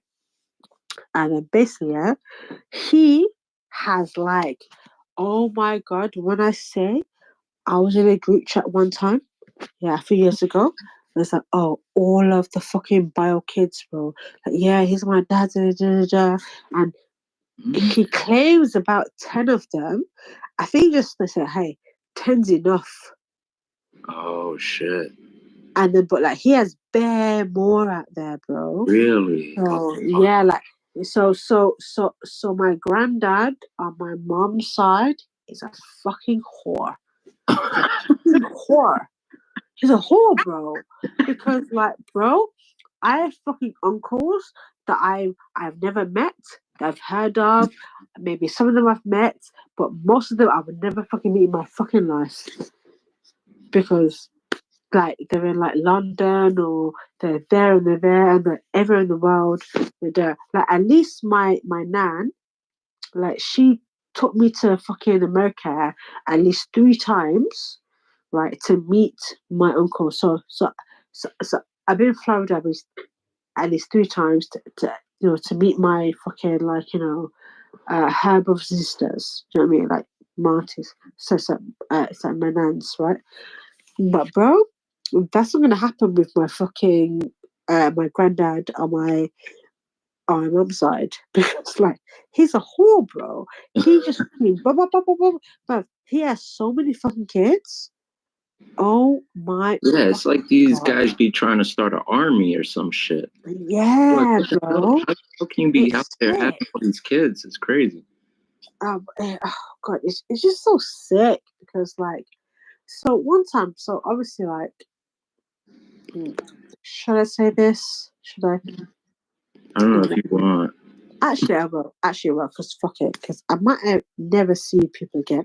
So actually, I went to prison. Yeah. Really? Like, whoa. Yeah. All right. Only for like a few months. Only for I'm shocked. Like, oh, we were shocked. Oh, fuck you. Yeah, come on. We're not judging here. I was arrested earlier this year. It's okay. No. I said prison, so I was in there for like 9 months. I know, but I'm just saying. I was there for 9 months, yeah. And then cool. So, but before that, I was living in my great nan's house, which was my granddad. The one, the whore. So I was living in the whore's mother's house. Because he's a fucking whore. Because he has bare kids, bro. He has bare kids. So like, it's sick, bro. Anyways, yeah. So I was there, and then like I was a kid at the time, innit? And then like I had like a a suspended sentence, and then I was sitting there and I was trying to know, like, I was basically at college, so like uni, so college, like, so I was literally like around like 18, so I was still in college, so 18, and then boom, next could call, and then she was like, oh, anyone who goes depression can't come back to my house. What the fuck? Whoa, what the hell? Anyway, so Wait, he said what?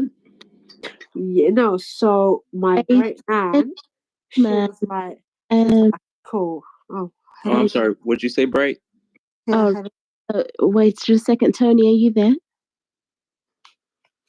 All right, Tony's not there. So I was trying to close this room just to keep the replays, but on top there's another room. I think we should all join, right? Don't leave, Prof. Come okay. All right, we're joining this room. Wait, what room is this?